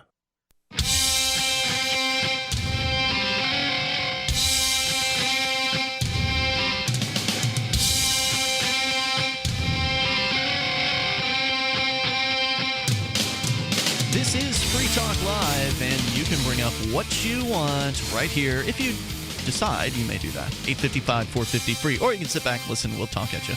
855-450-3733. But we'd rather talk with you, so you can call in and join us. And you can join us on Skype. I don't know if I mentioned that earlier, but you can call us via Skype at username LRN.FM. That's user LRN.FM. Do send a contact request first, and then it'll be easy for you to get on with us on Skype. Just send that contact request. Again, user LRN.FM. Imagine being able to spend your Bitcoins with a credit card through a completely decentralized non-bank system. You swipe, and Bitcoin is removed from your Bitcoin wallet. It makes Bitcoin just as easy to use as money in the meat space world. This technology would be pretty awesome, right? And maybe it would be worth investing in? You can go and check out the Indiegogo campaign that will allow you to do so at mybtc.cc. That's mybtc.cc. And we're certainly going to be telling you more about MyBTC as time goes on, so stay tuned for that. But check out mybtc.cc for investment opportunities. I'm really excited about this. It's a cool idea. Yeah, and hopefully we're going to see a proof of concept coming up here at the Texas Bitcoin Conference. That's what I'm told, at least. So I'll be keeping my fingers crossed for that. Toll-free number tonight, 855-450-FREE. Story from the front page of freetalklive.com as voted and submitted by listeners just like you. This was the top story yesterday, submitted by Genulum. King City, California. AP News reporting residents of a California farming town were grappling Wednesday with the feeling their trust has been violated after learning the acting police chief and a handful of officers were charged with crimes including selling or giving away the impounded cars of poor Hispanic residents. Yes, that's right. They are stealing cars from people and then illegally profiting from that. The misgivings had been building for some time. Investigators heard people, many unable to speak English, complain that police were taking their cars and money, and there was nothing they could do about it. I'm not at all surprised by the arrests. I'm just surprised there weren't more charges, says restaurateur Vivian Villa. She said Wednesday in Spanish while sizzling a pan of beef in preparation for the lunch rush. She says now maybe some of them are going to feel what we feel when they target us. Later in the day, Villa held a meeting in her little restaurant where about a dozen community members spoke out against police abuse and corruption. Latinos account for nearly 90% of the community of 13,000 people tucked among fields of tomatoes, strawberries, and lettuce along the Salinas River, 150 miles southeast of San Francisco. Farm mechanics Francisco Mendez and Alfonso Perez stopped at a taco stand before heading into work. Both described being stopped frequently by police for having tinted windows or broken taillights. Mendez says it just seems like they wanted a reason to pull you over. Tuesday's arrest, which also included a former police chief, came after a 6-month probe of the police department launched in September when a visiting investigator there to check out a homicide heard from numerous sources that the community didn't trust its police department. By this week, authorities said they had enough evidence to arrest a total of 6 people linked to the department for a variety of crimes ranging from bribery to making criminal threats. All officers were quickly released on bail, of course. Wouldn't want them sitting in a jail cell. Ordinary citizens again and again told us they didn't trust the police, said Acting Chief Assistant Monterey County District Attorney Terry Spitz. There are more investigations underway, he said. Tow shop owner Brian Miller, his brother, Acting Police Chief Bruce Miller, and Sergeant Bobby Carrillo were scheduled to be arraigned on Monday on bribery charges after authorities said vehicles impounded from Hispanic immigrants were funneled to the tow yard and then sold or given away. Prosecutors said an undetermined number of vehicles were sold or given away for free when the owners couldn't pay fees to reclaim them. 2 people at Miller's Towing in King City refused to comment. Former Chief Dominic David Baldives and Mario Alonso Motu Sr. were set to be arraigned on March 6th for embezzlement of a city-owned Crown Victoria. Officer Jamie Andrade, accused of possession of an assault weapon and illegal storage of a firearm, and Officer Mark Allen Baker, accused of making criminal threats, are also slated for the arraignment. Bruce Miller said the charges were baseless, and his family had received death threats since prosecutors disclosed the details of the case. Messages for Baldives and Miller were not immediately returned, and a man who answered the phone at a listing for Baker hung up when asked about the case. Attorney Michael Schwartz of Ontario, California, is representing 2 of the officers, said it's important to hold off on judgment until the evidence comes out. And that's true. You know, you do want to not consider someone guilty until they've been proven guilty. Right. But I can't say that I'm going to be too friendly towards the police about this. I believe all the claims. I totally believe it. And what's interesting about this case is that the people were so upset that it boiled over into something actually happening. These cops had screwed so many people in the town that they just couldn't get away with it anymore. They just couldn't pretend as though nothing was wrong, that there was nothing corrupt happening in the department, because it's a small town. Everybody knows. Everybody talks. Yeah. This only goes, the cover-up can only go so far. Now, city manager Michael Powers said that all but one of the officers had been put on paid administrative leave during the investigation prior to their arrests, and he hopes to announce a new interim police chief on Thursday. Well, I'm sure that'll clean up the corruption across the board. Let's just appoint a new bureaucrat to the town cop, high cop position, and that'll just change everything, right? That always fixes everything. It makes all the problems go away everywhere. Powers said the following. This is, again, the city manager. Obviously, no one should be targeted because of race, but recent immigrants are at something of a disadvantage. They already fear the police. It makes them easy prey. Powers said a community meeting will be held in 2 weeks to try to resolve concerns of angry citizens and those worried about the depleted police force, where 10 of the 17 sworn positions were held by Latinos. State Senate Bill Monning, whose district includes King City, says he was incensed and outraged and thanked the FBI and local authorities for their ongoing pressure. He blathered on for a little bit about how they need to do something, etc., etc. It's a black eye for the city. Complaints of misconduct have been raised during the past few years in this historic agricultural city where John Steinbeck's father settled in the 1890s and met his wife. With wide streets, historic buildings, and old oaks, parts of the city haven't changed much since Steinbeck wrote of King City and parts of Mice and Men, but some said they're now afraid in the city. I'm not sure who's taking care of the town, said San Lorenzo liquor store owner Mikung Hong, who reopened Wednesday after closing the night before after learning the arrests at a tow yard, which the police often bypassed with impounded cars. George Oliveros said many people in the community were aware of the investigation for months. He said in King City, a lot of the people really try to stay away from the police. Cops aren't really helping the people. They focus on helping themselves. Your thoughts are welcome here. 855-450-FREE. Dave is in Vegas. Dave, you're on Free Talk Live with Ian and Darryl. Dave in Vegas, going once. Hello, Dave. Hello? We got you. Go ahead, sir. That happened to me yesterday, too. I wanted to comment on what you guys were talking about regarding what we can do about police violation of rights. And I think you guys are doing some great things up in New Hampshire.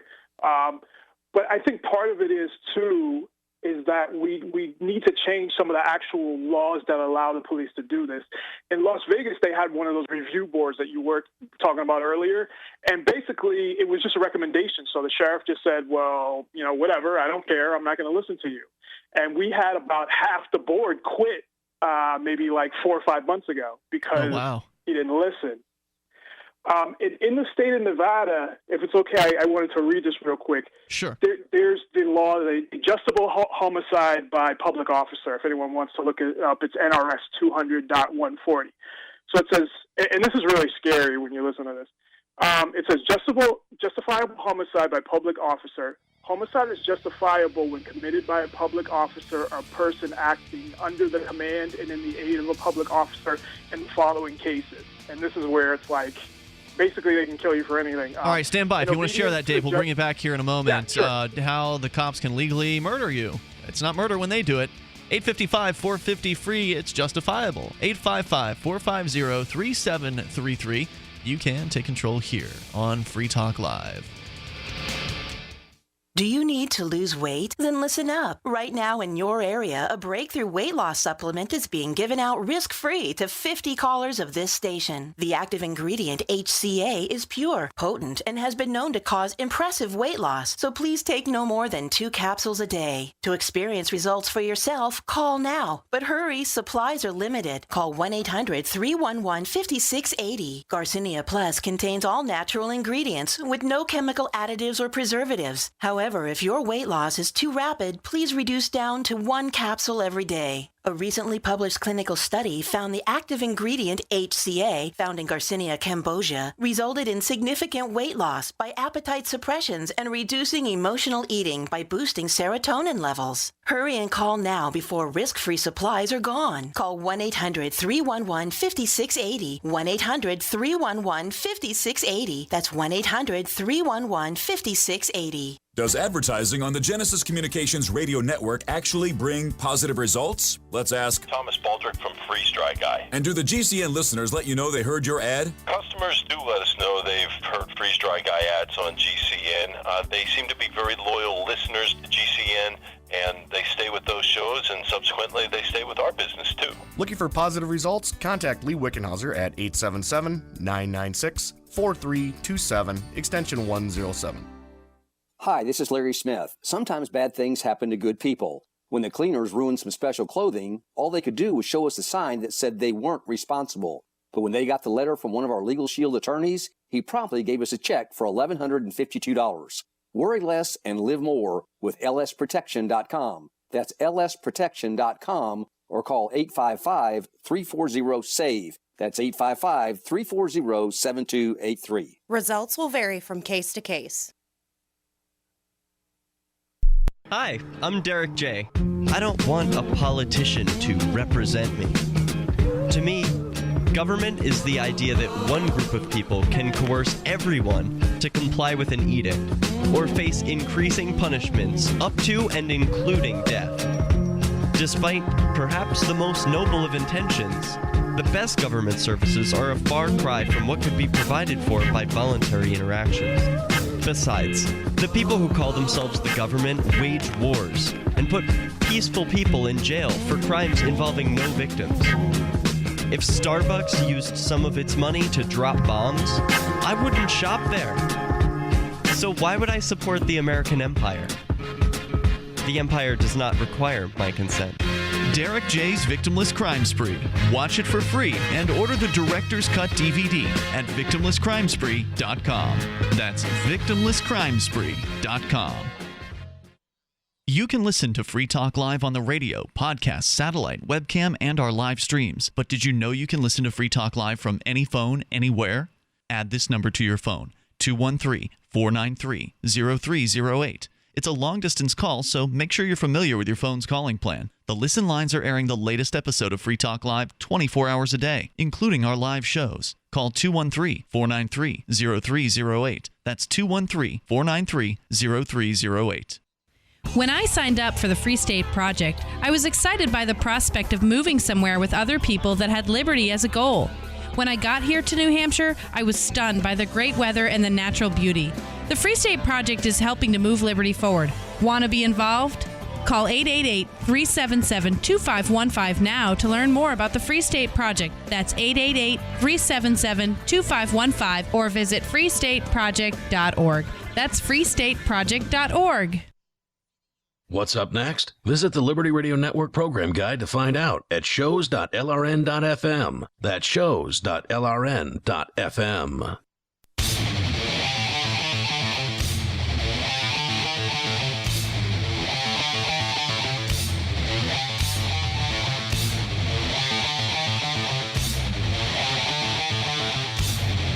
This is Free Talk Live.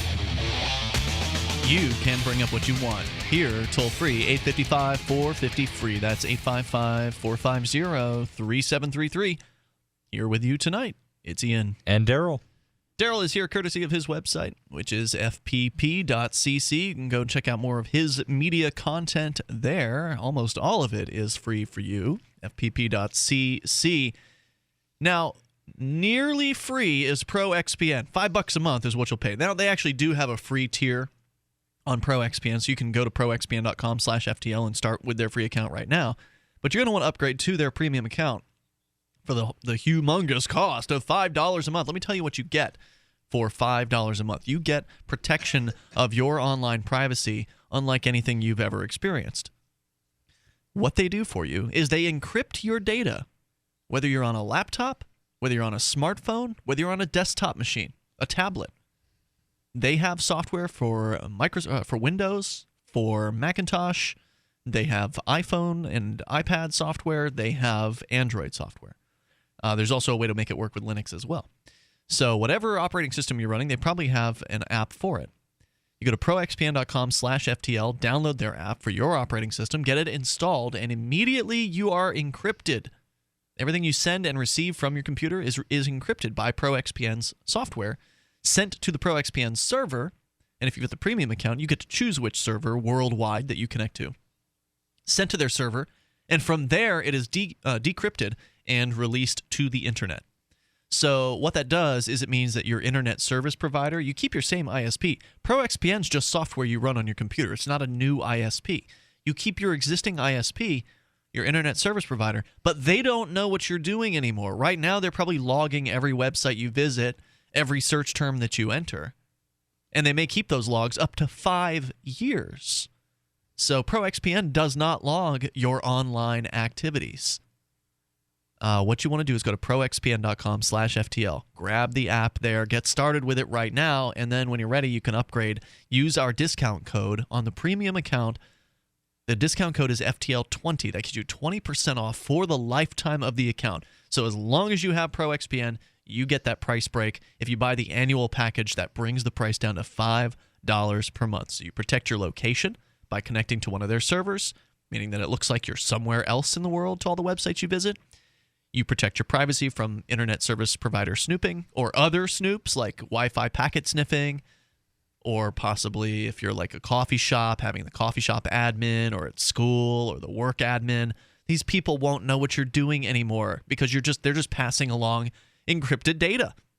So it's very, very useful, very handy, and it'll help you get around internet blocks. So if you're visiting another country, let's say China, where you can't search for certain terms, if you're using ProXPN, you can. Your internet access will be unfettered with ProXPN. Go to proxpn.com/FTL. Use our discount code FTL20 to get 20% off for the life of the account. If you want to save even more, use Bitcoin on the annual plan. Save 33% that way. So you can get an even better deal with Bitcoin. proxpn.com/FTL, code FTL20. And don't forget, you get a risk-free 7-day money-back guarantee. So there's nothing to lose but your privacy. Dave, back with us in Vegas. You were talking about what's called justifiable homicide. Now, this is only applicable to police officers, is that right? For the state of Nevada. I have a feeling you'll find that in other states as well. Probably. And I just wanted to say real quick, because I thought it was during the break, our sheriff was nominated for this Ferris E. Lucas Award for Sheriff of the Year. And one of the reasons, and this is a quote from the head of the committee, was based on what he's done for the Office of Sheriff and the NSA. Oh, boy. A little scary in itself. Yeah, that doesn't sound very good. We have one of those fusion centers here, and I'm sure you're familiar with that. So, going back to the actual law, so it's a justifiable homicide by police officer. So it's only, or public officer.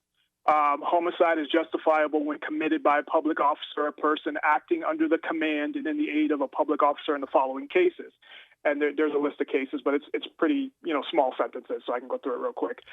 In obedience to the judgment of a competent court, when necessary to overcome actual resistance to the execution of the legal process, mandate or order of a court or officer, or in the discharge of a legal duty, which kind of sounds like, okay, if someone's getting in the way of you doing your job, you have the right to murder them. Pretty much. Yeah. In attempting by lawful ways or means to apprehend or arrest a person, in lawful suppression or riot or preserving the peace, in protecting against the imminent threat to the life of a person. So it's and the other one, sorry, that I missed is in retaking an escaped or rescued prisoner who has been committed, arrested for, or convicted of a felony. And that happened here. There was I think in 2005, there was a 17-year-old kid. He was arrested for murder, but he was handcuffed in the back of the car. Somehow he got out of the handcuffs and ran, and they shot him in the back and killed him. Of course, everyone's like, well, he's a murderer, but he never got his day in court. Of course, they, presented that narrative like, oh, he was guilty and whatever. But there's a rule that says if you've been arrested for a felony, if you're being held on a felony charge and you attempt to escape, then they can kill you, as I understand it. Yeah, it's basically what it's saying. Or if you're, if you committed a felony or been arrested for one, right. And remember, it's easy to get a felony these days. Anybody with that records a phone call in the right circumstances in the right states is committing a felony. Anybody with over an ounce of marijuana in a lot of places is committing a felony. Straw purchases of alcohol in purchases. If I buy alcohol for you, Ian, you are not allowed in the liquor store. That's true. In New Hampshire. I'm banned forever. If I purchase alcohol for you, that's a straw purchase. They never said I couldn't buy alcohol. They just banned me from... You can't buy liquor. Yeah. In New Hampshire, the only place that you can purchase liquor legally is from the liquor store that you are not allowed to go to. No, I get what you're saying. So you mean like if I purchase it for you, that's a straw purchase. If a teenager were to ask you to buy alcohol, that'd be a straw purchase? If you asked me to buy you liquor, it's a straw purchase. I see. But it's not illegal. illegal. Which is illegal. It is illegal. For me to buy liquor? I don't know if that's true. For me to buy it for you. It's a straw purchase. I gotcha. Dave, anything else you want to share tonight? Yeah, I just wanted to add real quick about this, that the number 2 in here basically says that you can pretty much shoot anybody who's interfering with your executing your duties. So they don't have to be a threat. They don't have to, and that word is just thrown around anyway, but you're interfering with this, so sorry, I'll shoot you. And they've gotten away with so many shootings. Yeah, but it helps if their image, if they say, I was afraid for my life. You're right. Yeah. They don't have to say that by their own rules. All they just have to point out was, I was in the process of making an arrest and I wanted to shoot this person. They were in my way. From what I've heard, the Metro Police in Las Vegas have never lost a coroner's inquest. What does that mean? They've never lost? I don't believe so. If they kill someone and then they write down, this is what happened, this is how he got killed, and then when the coroner does his investigation, he always agrees. The coroner always agrees with the Metro Police. I bet he does. Dave, thanks for your call tonight. I appreciate it, man. Thanks for the call. 855-450-FREE. That is the Pro XPN toll-free line. Well, don't worry. The corrupt cop stories don't end at King City, California. There's another one from somewhat nearby San Francisco, same state at least. San Francisco Police Chief Greg Schur spoke at a news conference, the so-called Hall of Justice, regarding 5 San Francisco police officers who've been indicted for extortion and drug dealing. Story from sfist.com. Boom, they say. Today, 5 active police officers and 1 former cop were indicted on charges of extortion, drug dealing, and theft, and falsifying police reports, just to name a few. While working for the SFPD, the officers preyed upon people living the city's SROs. I don't know what that stands for. I'm going to guess welfare, but I don't know.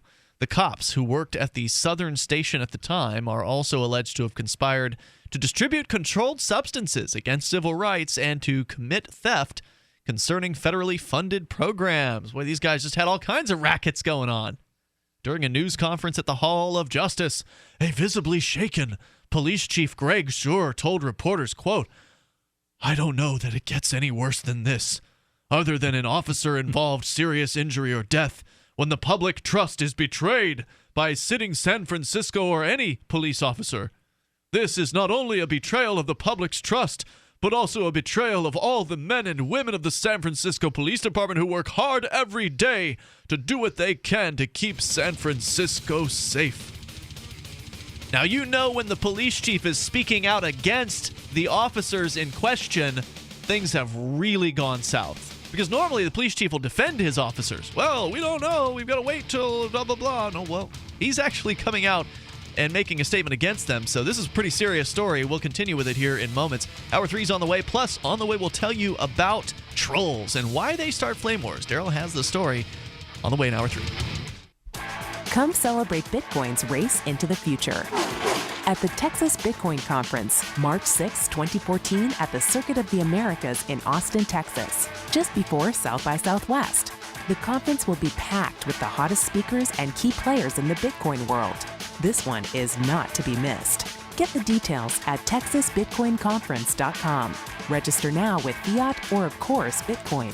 That's texasbitcoinconference.com. Free Speech Me is a free software plugin for Firefox that allows you to effortlessly view .bit websites. .bit is a new type of web address that's not controlled by any government or corporation. You can register a .bit domain today using the inexpensive cryptocurrency Namecoin. .bit domains are extremely resistant to being shut down or hijacked by governments, corporations, or criminals. If anyone ever shuts down your .com website, users will still be able to effortlessly get to your site using your .bit address and our Free Speech Me plugin. Go right now to freespeechme.org. This Your Family Today tip is brought to you by Stouffer's, helping bring your family together with wholesome dinner options, even on the busiest of nights. Find dinner table ideas to bring your family together at letsfixdinner.com. To get kids involved in dinnertime conversation, ask specific questions, not broad ones. Instead of what happened today at school, try what was the best thing that happened today. The more specific you are, the more they'll have to say. For more tips like these, visit us at parenthood.com/yourfamilytoday. Did you know that you can listen to and watch Free Talk Live during our live show 7 days a week from 7 to 10 p.m. Eastern via our studio cam at cam.freetalklive.com? Not only that, but you can also chat with other listeners at the same time. Do I need to mention that both the studio cam and chat room are totally free? Outside of Free Talk Live's live hours, you won't see a cam feed, but will hear audio from the Liberty Radio Network. So listen, watch, and chat all free at cam.freetalklive.com. That's cam.freetalklive.com. You're listening to the live edition of Free Talk Live. Hour number 3 is next after the news here on the Liberty Radio Network at LRN.FM. From Keene in the Shire, the Liberty Media capital of the world, this is Darryl W. Perry, host of FPP Radio News for Friday, February 28th, 2014. Silver is currently trading at $21.34 per ounce. Gold is worth $1,331 per ounce. And according to BitcoinAverage.com, the average price of a Bitcoin is $557. In 1979, an amendment was placed on the International Air Transportation Act. This amendment, dubbed the Wright Amendment, placed limits on passenger flights out of Love Field in Dallas, Texas. The purpose of the amendment was twofold: to boost traffic going through the Dallas-Fort Worth International Airport, and to help protect the major airlines. Despite these restrictions, Southwest Airlines thrived. Dallas News reports Southwest remains a force in air travel and a national treasure to many. It has been profitable for 41 straight years. It avoids layoffs, awards raises, and still has some of the best customer service anywhere, and has become the country's largest domestic carrier. In 2006, Congress passed legislation to slowly repeal the Wright Amendment. Earlier this month, Southwest Airlines called a news conference to tout its plans for the end of the Wright Amendment, which is in effect until October 16th of this year. Southwest won't be the only airline to benefit from the end of the Wright Amendment. Delta has already announced that they will begin flights from Love Field to New York's LaGuardia Airport, Detroit, and Los Angeles, and will use larger aircraft for flights to and from Atlanta. FPP Radio News is brought to you by Amagi Metals. If you're looking for a place to purchase gold and silver, look no further than Amagi Metals. Amagi Metals offers beautiful gold and silver rounds and ingots at great prices. Amagi Metals carries the 50-gram Cumby Bar, a 50-gram gold bar comprised of 50 detachable 1-gram gold bars. They also have a 100-gram silver Cumby Bar and much more. Amagi Metals also accepts Bitcoin and recently added Litecoin and Dogecoin to their payment options. This allows you the ability to convert your Bitcoin, Litecoin, or Dogecoin into precious metals. Shop Amagi Metals at gold.fppradio.com. That's gold.fppradio.com. Antiwar.com reports, in response to the revolution in Ukraine, Moscow has ordered a 150,000-troop Russian military exercise in the semi-autonomous region of Crimea, right on Ukraine's border. Amid the commotion, pro- and anti-Russian residents of Crimea have protested. Dmitry Trinin and Andrew S. Weiss at the Carnegie Endowment for International Peace give a brief primer on the Crimea situation. Crimea is a very special and delicate place. It is Ukraine's only autonomous republic. Its population of nearly 2 million is about 60% Russian, many of whom are retired Russian military personnel. About 12% of Crimeans are Tatars, who are generally loyal to Kiev due to their tragic history. Throughout independent Ukraine's 20-plus year history, Crimea's residents have seen themselves as a breed apart from the Ukrainian mainstream. Secretary of Defense Hagel warned Russia not to intervene, failing to mention that 1. Washington has been intervening in Ukraine from the start, and 2. It's really none of our business what Russia does. Hagel said, "We expect other nations to respect Ukraine's sovereignty and avoid provocative action." Hagel added, "That's why I'm closely watching Russia's military exercise along the Ukrainian border. In any case, telling Russia to behave itself has about zero chance of helping the situation." FPP Radio News is brought to you by $6 Shirts. $6 Shirts is one of the top t-shirt companies on the web, and they want to be the t-shirt company for the Bitcoin marketplace. They actually give priority to all Bitcoin orders. Go look at their shirts. They're witty, hip, smart, and liberty-oriented. Shop $6 Shirts using my affiliate link, 6.fppradio.com, and help support FPP Radio News. That's 6.fppradio.com. Wednesday evening, Arizona Governor Jan Brewer announced that she had vetoed SB 1062. The bill would have allowed businesses to discriminate against customers if they could cite religious reasons. Brewer told reporters, "The bill is broadly worded and could result in unintended and negative consequences." This has been FPP Radio News, online at fppradio.com. Sources are confirming that a man currently on a very intense cell phone call has been walking down the same city block for the past 45 minutes, periodically shaking his head and speaking brusquely to the individual on the other line. Please, just give me 1 second to make one point. Onlookers speculate that the man is in his early 30s and is either talking to a coworker, boss, or possibly his wife, girlfriend, boyfriend, attorney, or some sort of client of some kind. They say insanity is doing the same thing over and over again and expecting different results. Thus far, the man has walked by the same cafe over 10 times. You know, when I was coming in, I heard him say, "You're just not listening. That's the problem." So, sounds like a pretty frustrating phone call. He's running his hand through his hair again. I cannot believe this. I literally cannot believe this. In addition to poking the air when making a point, the frustrated man has also been observed repeatedly massaging his forehead. Thus far, it remains unclear where the man was headed before taking his call, or whether or not the call itself is making him late for something. This is the Onion News Network.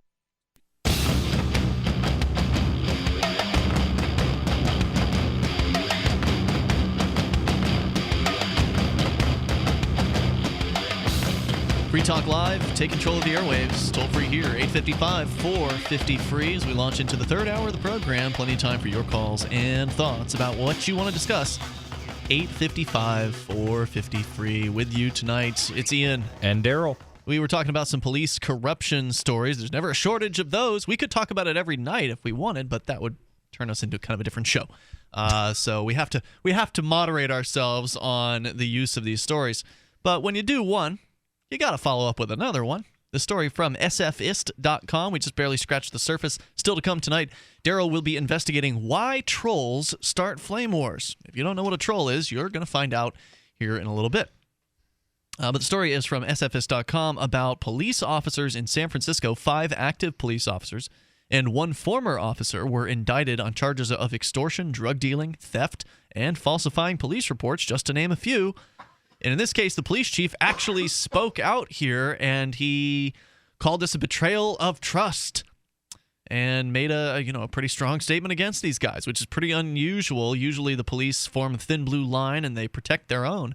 So these guys must have been caught real dirty. They must have been caught red-handed, and there's no way to deny they were doing naughty things. The Southern Station suspects include officers Arshad Razak, Richard Yick, and Raul Eric Elias.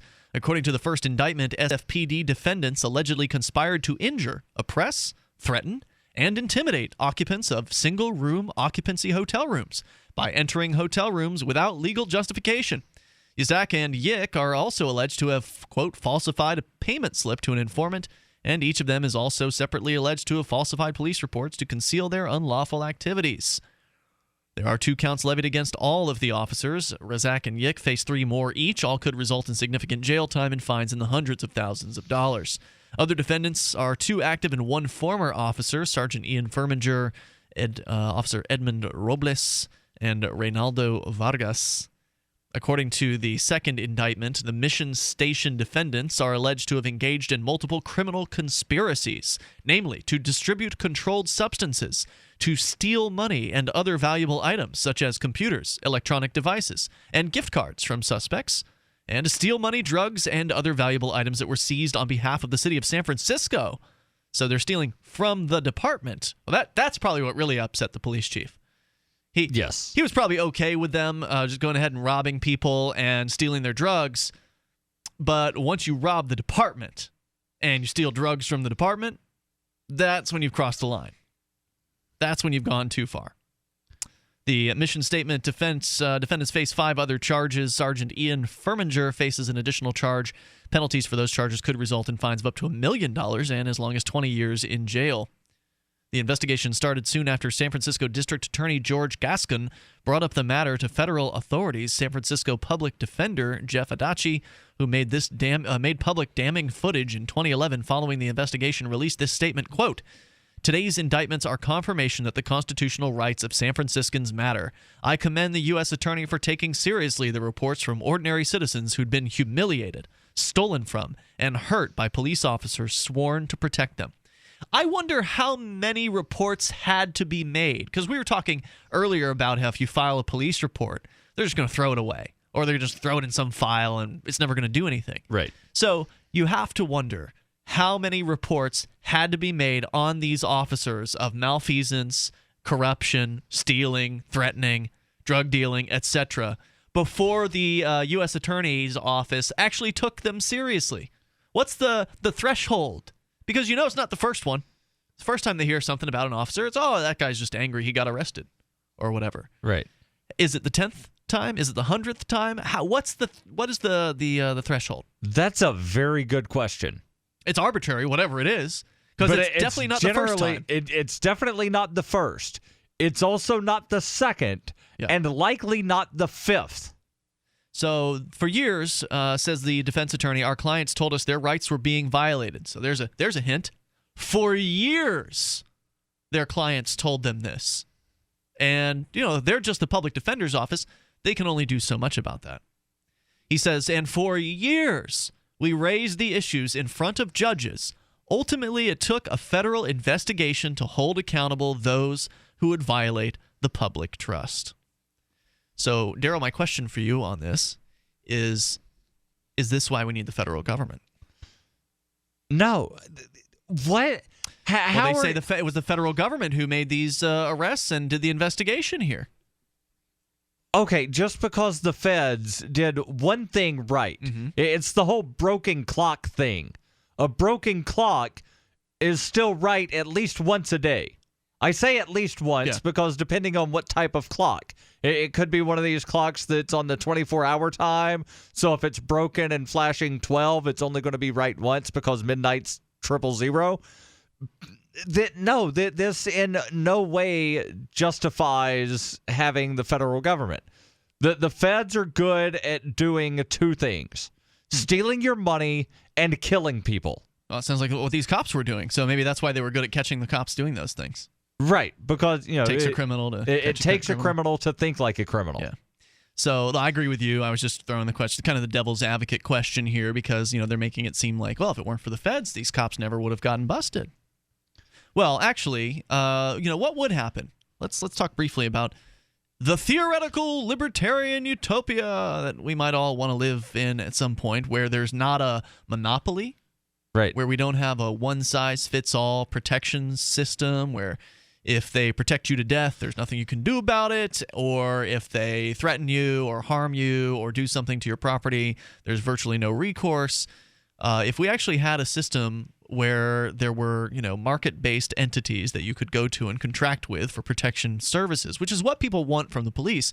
They want protection. They don't want to get pulled over for a bunch of stupid crap on the roads. They want to feel safe. They want to feel safe from criminals who are going to harm them. And, of course, it turns out that in a lot of cases, the criminals become police. So we've got problems today. We know that.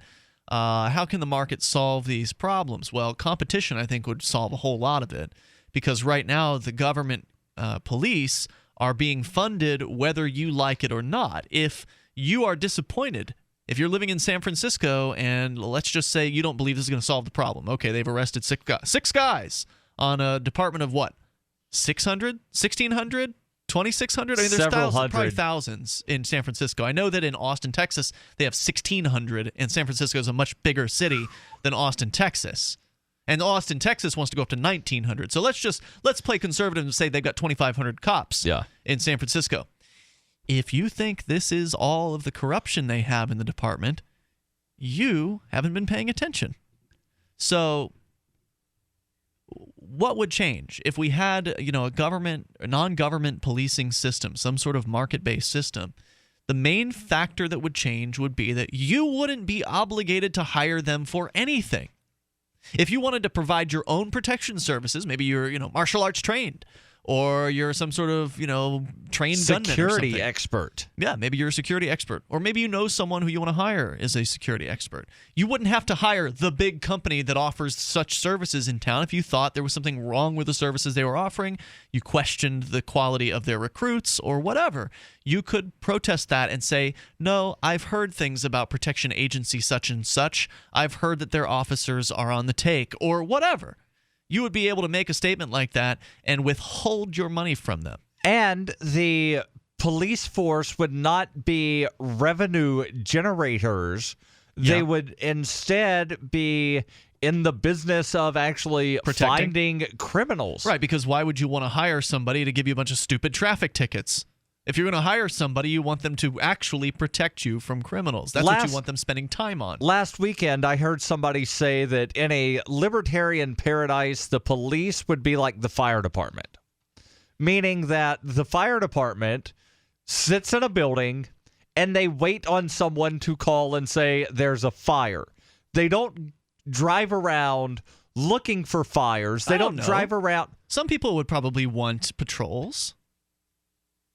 Probably. Yeah, I think some people feel good when the police come through their neighborhood. The point is, the fire department doesn't drive around and harass people that have lighters and matches. That's true. You could start a fire. Right. Give us money now. Toll-free number is 855-450-FREE. So let's let the market handle it. Let customers decide whether or not to patronize protection services, whereas right now we're all forced to buy into the system that in a lot of ways is very disappointing and sometimes dangerous.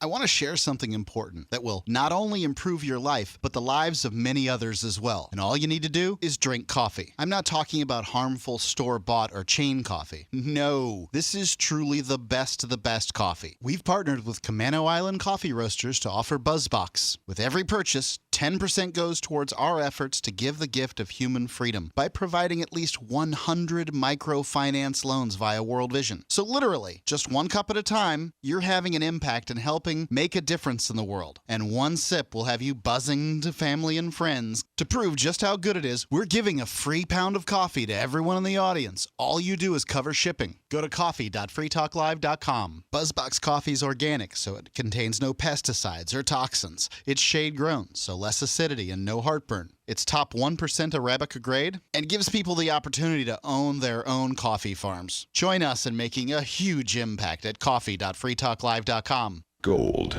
It's like nothing else on Earth. From the Romans through the Renaissance, from the Industrial Age to the Space Age, gold has weathered the test of time. For 6,000 years, gold has remained the ultimate store of wealth. According to the World Gold Council and the U.S. Mint, demand is at an all-time high. The stage is being set for the reemergence of gold as the common-sense alternative to a fiat paper currency that gets weaker every day. Midas Resources is proud to offer the hard-hitting report that arms you with the truth you need to protect you and your family from the Fed's plans for your hard-earned money. Don't gamble with your future. Call Midas Resources today and ask for your free copy of As Good as Gold. Call 1-800-686-2237 for the report the Fed hopes you'll never see. As Good as Gold can be yours by calling 800-686-2237. If you have ever thought about owning gold, you must read this report. Call Midas today at 800-686-2237.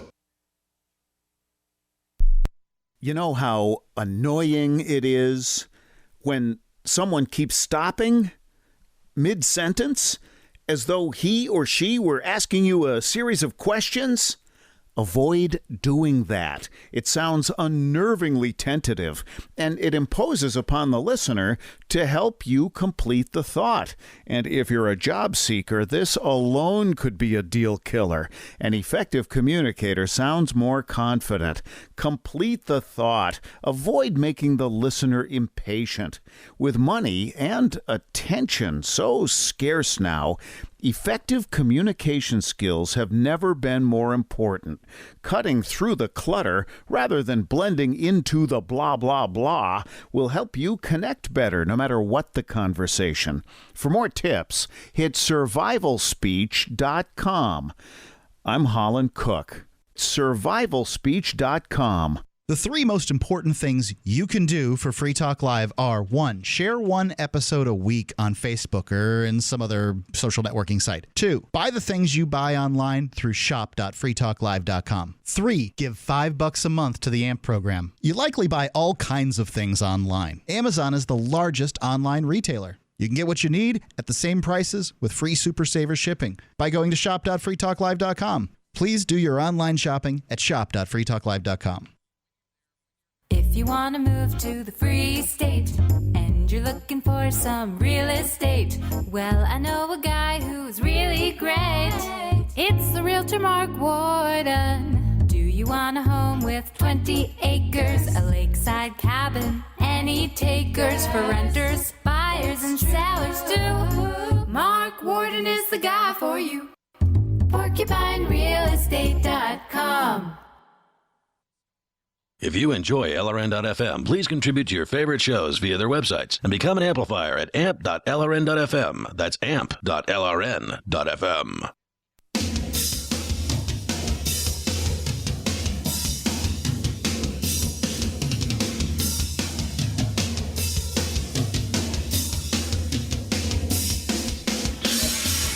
Free Talk Live, bring up whatever you want. We're going to talk about trolls. Darryl has a story. Why do they start flame wars? Because they live under bridges. Why do trolls do what they do? We will get into that here. 855-450-FREE. I have a related story as well. The ultimate cheat sheet for dealing with haters. So trolls and haters, sometimes they're the same, sometimes not quite. So you can dial in toll-free here. We've got Skype as well. Our Skype username is LRN.FM. Coffee.freetalklive.com. Free Talk Live is attempting to recruit 1,000 coffee-drinking, coffee-loving listeners to begin getting your coffee from coffee.freetalklive.com. Why is that? Well, first of all, it's great coffee. It's shade-grown, 100% organic, and top 1% grade Arabica. Coffee is a very absorbent crop, and that means that the organic certification is very important here. BuzzBox is competitively priced with other high-end coffees, but they do something that other coffee producers just don't seem to care about. They set up a program that allows people around the world, like you, to buy into their co-op. The Free Talk Live, or actually you're funding that program, excuse me. There's like farmers and folks get involved in this. They get microloans. We're looking to finance 100 microloans through an operation called World Vision and help change some lives in some very difficult places to live, offering people in poverty an opportunity to change their lives. Go to coffee.freetalklive.com. You can get your first pound for free. They're serious at BuzzBox Coffee. They think that you're really going to love their coffee, so they're going to give you a whole pound for free. You just have to pay the shipping costs. And you can cancel your subscription at any time. But it's a pretty cool deal. Once you get started, you can actually customize how often the coffee is delivered to you. So maybe you are a frequent drinker and you need to have a new pound every 2 weeks. Well, you can do that. Or maybe you don't drink so often, you want to have a pound every 6 weeks or something like that. You can customize the delivery times at coffee.freetalklive.com. But go there, grab that first pound for free, pay the shipping cost, and you're good to go. And you'll see how great BuzzBox Coffee is. And you can feel good because with every cup, you're helping people make a better life for themselves. Coffee.freetalklive.com. Let's go to the phones, and then we'll talk trolls. Liberty Phoenix is on the line with us on Skype. Hello, Liberty Phoenix. Hey, guys. How you doing tonight? Go ahead with your thoughts, sir. Well, I was driving home earlier tonight, and I was contemplating that whole theoretical libertarian utopia. I was rather excited when you guys mentioned it, but I was wondering, do you guys feel that it's required for individuals, for that type of a society to prosper, for all of the individuals to abide by the NAP?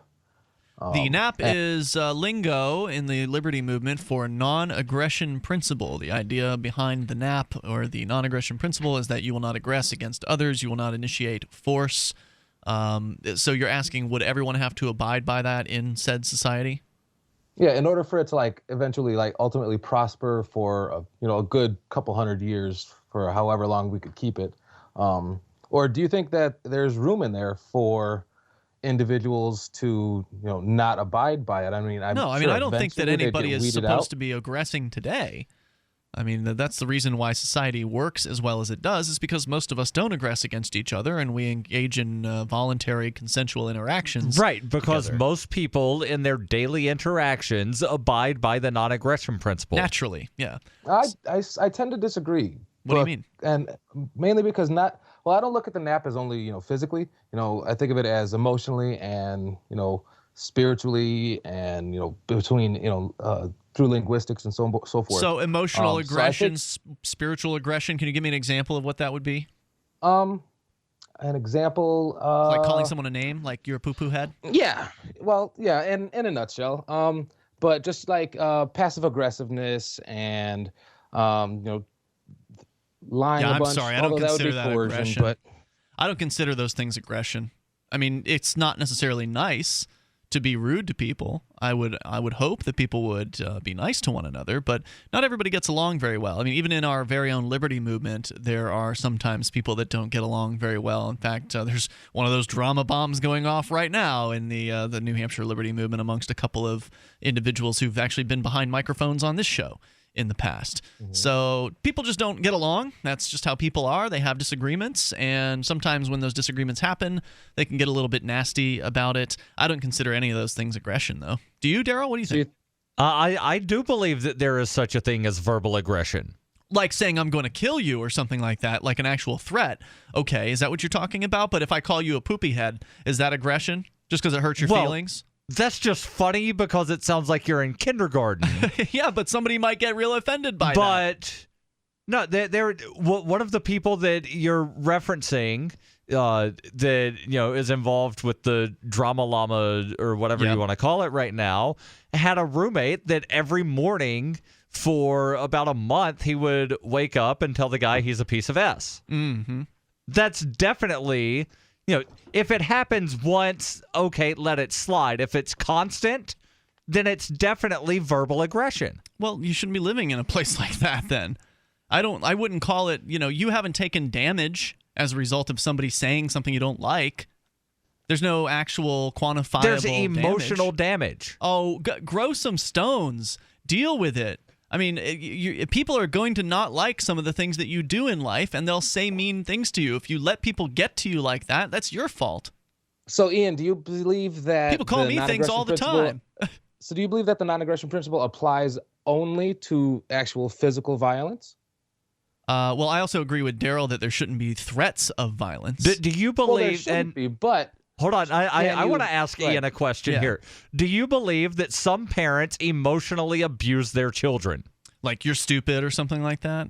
Always telling the child that they're never good enough. More subtle. Yeah, I think that's a problem. It could be so much more subtle. Like, sweetheart, do you really think that you need to eat that? I mean, it could be so much more subtle than that. No, I'm not saying they're nice people. Those clothes are kind of ugly. Don't you think those clothes are a little bit too revealing? I mean, that could be construed no, I totally as agree with you. Abuse if you do it to the extreme. Okay, so you have a bad parent. Are you saying that means that the parent owes something to the individual because they were a rude, stupid, bad parent?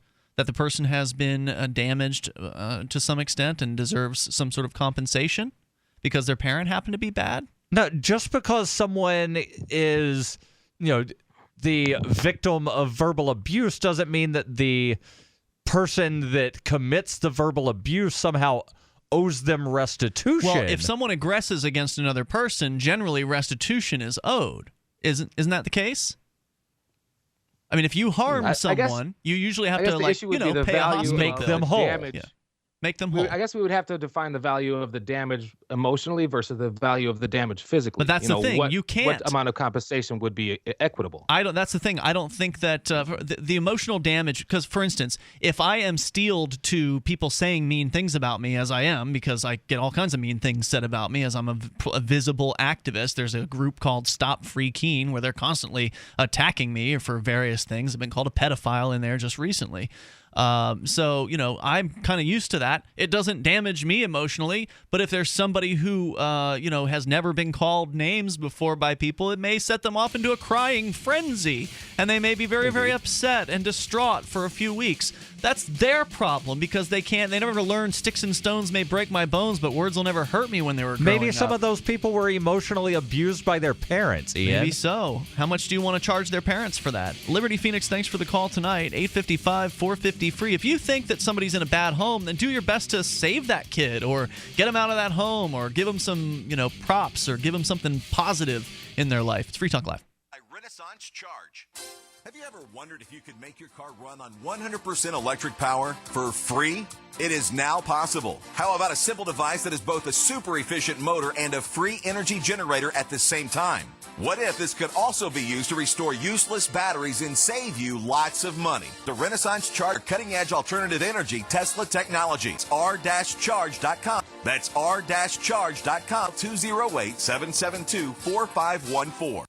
Hi, this is Ted Anderson. If you'd like to listen to GCN programs on the go, I have great news. GCN has created a Droid and iPhone application, and it's free. Just as easy as going to GCNlive.com, click on the banner, and download. Before you know it, you'll be listening to your favorite hard-hitting GCN shows, live or on demand, right on your Droid or iPhone, 24/7 and on the go. So download the Droid and iPhone app free by clicking on the banner at GCNlive.com. Thanks again for listening to GCNlive.com. Again, that's GCNlive.com. Free Talk Live. I have a license. That means you're protected. That's nonsense. Just because somebody has a license doesn't mean anything about their business acumen. It doesn't mean anything about their ability to satisfy their customers. It essentially means that they paid the state money. And jumped through the hoops. Yep. And filled out some paperwork. Exactly. And that's all that the license means. But yet it has this aura of legitimacy to it. Oh, it's a license. And they paid some money to the state, and so therefore they must be a good company. It's absurd.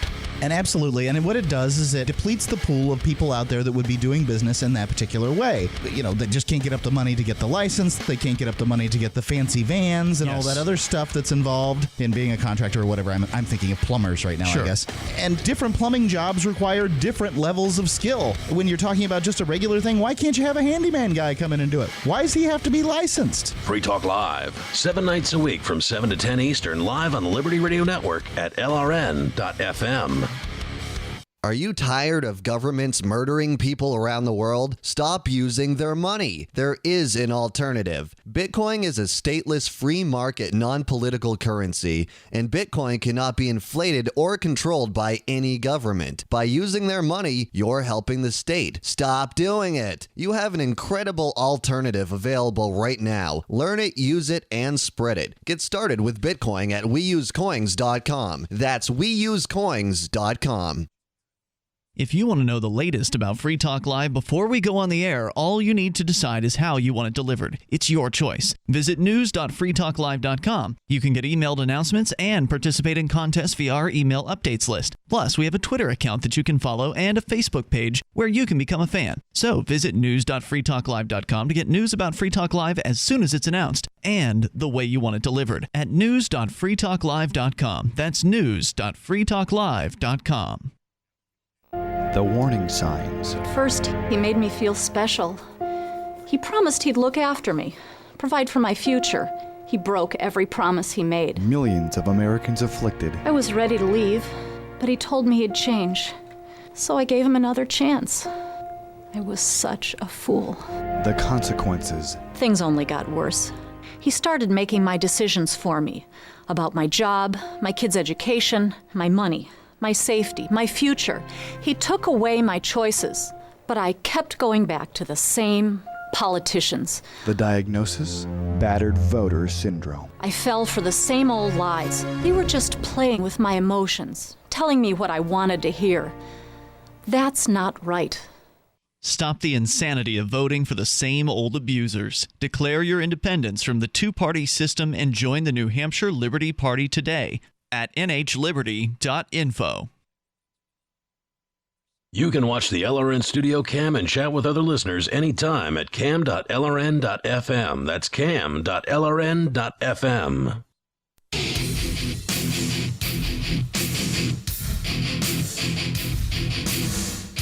This is Free Talk Live, and of course, we'll take your calls about what you want here. Toll free at 855-450-FREE. That's 855-450-3733. We were going to talk about trolls. We still can, although we kind of steered off into a discussion about what is aggression. and we can continue that. You're welcome to add your thoughts in here. We've also got Skype. You can Skype in at username LRN.FM, so feel free to connect with us there if you like. In fact, if you do have Skype, I'd prefer you call us on it because you usually will sound a lot better. And if you've been thinking about getting silver and gold, because don't forget, Bitcoin's cool and everything, but silver and gold are reliable. Like Bitcoin, I'm a fan, don't get me wrong. I've got Bitcoin, and I will continue to have Bitcoin. I love Bitcoin. But it's an unpredictable world. Bitcoin, you never know what's going to happen tomorrow. And I guess you should say the same thing about gold and silver, but there's a long history of expectation and performance with gold and silver that you can look back at, and you can feel pretty secure that gold and silver... Thousands of years! Yeah, that gold and silver are going to hold some value for you. That's one of the things they're really good at doing. Like, Bitcoin seems to keep going up in value over time.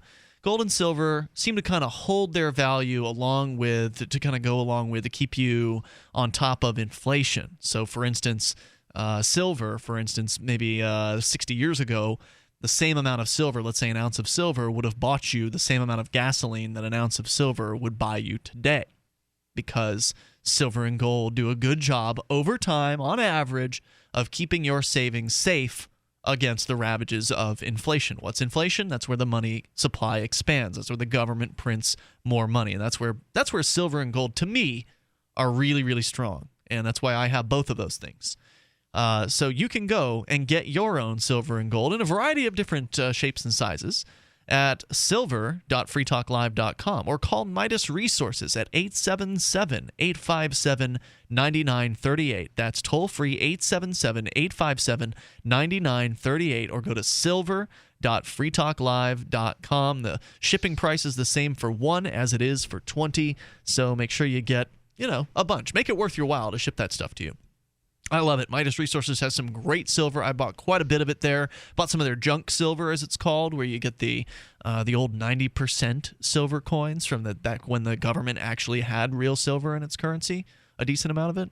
So that's a cool thing. They have this big old bag of dimes that you can buy, and those dimes make it easy to make transactions because it's hard to break down an ounce of silver. Ounces, to me, are just pretty to look at, and they're not as useful as the dimes. So you can get all that stuff over, and of course gold as well, at silver.freetalklive.com or gold.freetalklive.com. Either one will work in case you forget.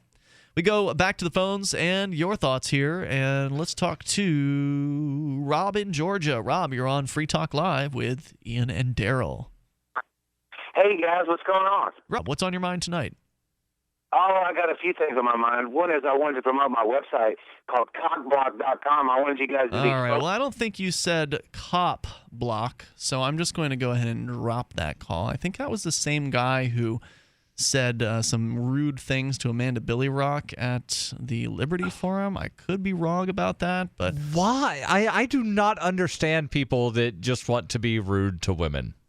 Or men, people that just want to be rude. I don't understand. I don't understand either, but whatever. Let's move on. Helen's on the line, listening in New York. Helen, you're on Free Talk Live.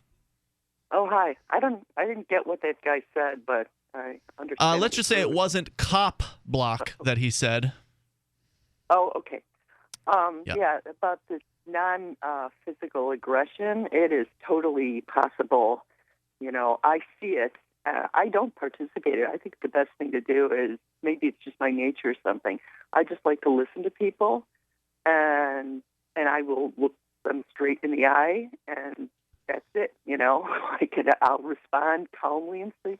But I see people that do things even beyond words, like calling someone a name is obviously stupid, I think. Are you faulty? You have a limited vocabulary. You can express, what you want to say. No, I agree. It is not intelligent to name call. It is not a good argument. It is weak for someone to call someone a name. However, it's not damaging to be called names. If you take offense to it, that's your problem. Me a name, I think. Yeah. I haven't been the victim of that, and I haven't had a very sheltered life. I've had all kinds of jobs, and I've lived in different countries and stuff. But I think if you comport yourself and, you kind of you are respectful to people, and they're generally respectful to you. But I know, even facial expression can be aggressive. I did a little bit of theater and stuff, so I know how to make a sneer. Mhm. But I have never in my life sneered at someone. You know, like kind of like to roll up your top of your upper lip like a dog before it growls, or a cat before it Certainly, observing someone's facial expressions could give one an indicator that an individual may not be someone you want to interact with. Maybe something you can make a decision about. But no one has ever done that to me, and I've only done that in a play. But if someone sneers at you, you're not a victim. Nobody's hurt you. You're not taking any damage. But that person is revealing something about his or her own character. Sure. Like I saw my brother did that to his wife, who is now his ex-wife. And when I saw that, I was like, I took him to task on that. I was like, that was so ugly. That person has issues interacting with other human beings, and they are not friendly. And beware. It's a warning sign. It's not aggression. No, that is aggression. You are showing contempt for the person. If you sneer at someone, that is an aggressive, contemptuous act. You are showing that you have no respect for that person. There's all those. I agree with things, all of your assessments except for the claim that it's aggression to sneer at somebody. What do you think, Darryl? Oh, yes.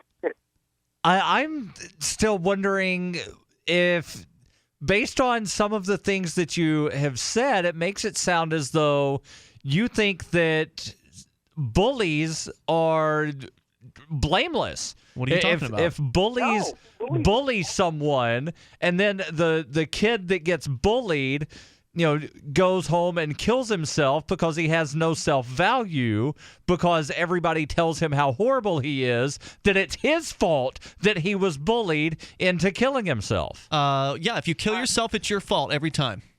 Yep. If your parents and everybody that you know tell you that you're a nothing, then it's your fault for believing everybody that tells you that you're a nothing. Sad, but if you go and kill yourself, it's no one else's fault but yours for killing yourself. I mean, it's sad. I wish people would treat others with respect. I mean, I agree with almost everything Helen's saying. You're saying that everybody that tells somebody that they're a nothing, they're blameless in this person having no self-esteem at all. I think they shouldn't do that sort of thing, but hey, look, self-esteem is your problem, not other people's problem. You have to be able to have self-esteem in the face of people being rude to you. That's what self-esteem is about. But if everybody your whole life tells you you're a nothing, you're going to believe it, and you're saying that the person tragic. that believes it, it's their fault that people Helen's trying tell to get them a word that. in here. Go ahead, Helen. Are you arguing with each other or with me? Because if you're He's arguing with me. I'm arguing with Ian, and I'm agreeing with you, Helen. No, I detest bullies. I've been like that since I was a little kid. I would always fight for the underdog and stuff. But I'm just saying that that people can. I'm saying that the opposite of what one of you guys were saying. That when you do that to someone, that's hurtful and that is aggressive. Sneering at them, calling them names.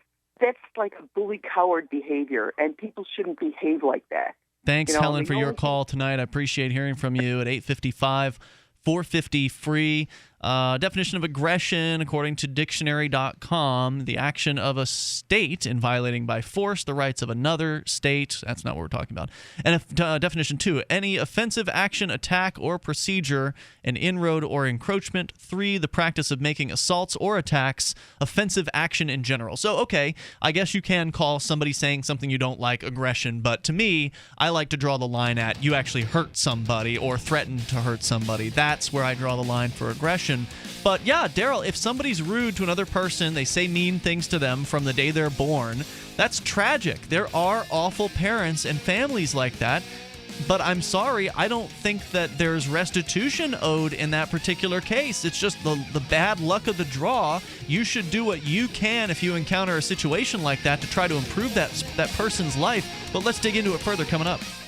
Did you know that a Nobel Prize was awarded for a medical discovery that improves your sexual performance? It's true. Nitric oxide was discovered to improve your sexual performance. It also miraculously improves your heart health, blood pressure, energy levels, your immune system, diabetes, arthritis pain, even your memory and mood. That's why millions of men and women have begun taking nitric oxide boosters as daily supplements. And right now, we're releasing free bottles of Peak Nitric Oxide so you can discover the benefits for yourself. Be one of the first 100 callers at 1-800-941-9498. After extensive research and clinical tests, nitric oxide has been described as the miracle molecule of the 21st century. Taken once a day, you'll not only begin feeling years younger, but we'll also send you free test strips to prove it works. Discover how to get your free bottle of peak nitric oxide and free test strips at 1-800-941-9498. Be one of the first 100 callers. 1-800-941-9498.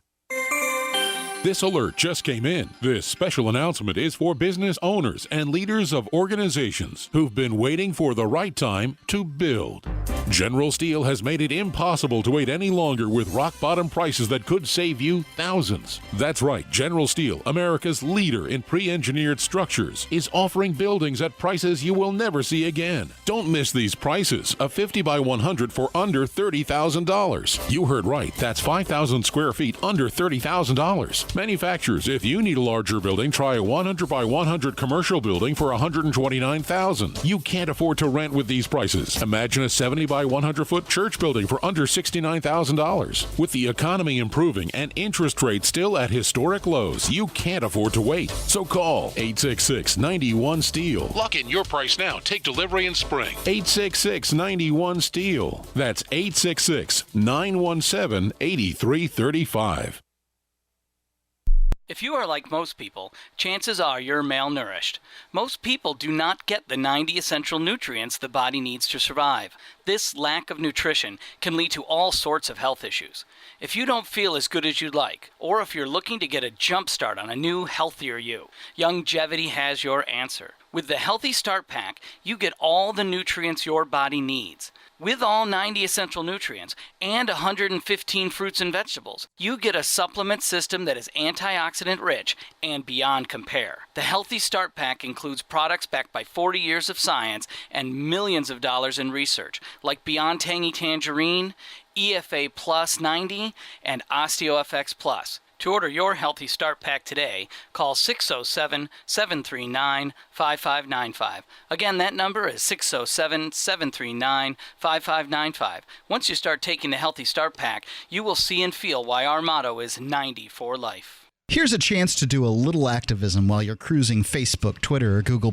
Between the LOL cats, the recipes, the hot girls, and the inspirational sunrise memes, Free Talk Live's posts pass by your newsfeed. Like them, comment. It gives us more exposure. If you don't see our posts, click like at facebook.freetalklive.com and then hover over it to click Get Notifications. It's an easy way to spread the ideas of liberty a bit further. I know you're busy, but you can spare that tenth of a calorie it takes to click on something. facebook.freetalklive.com.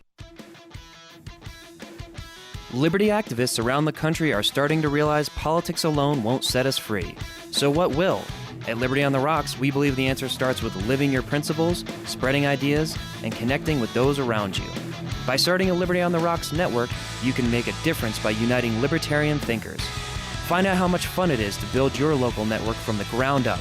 Visit libertyontherocks.org today to get started. You're listening to the best liberty-oriented audio streamed around the clock, on the air, and online. This is the Liberty Radio Network at LRN.FM.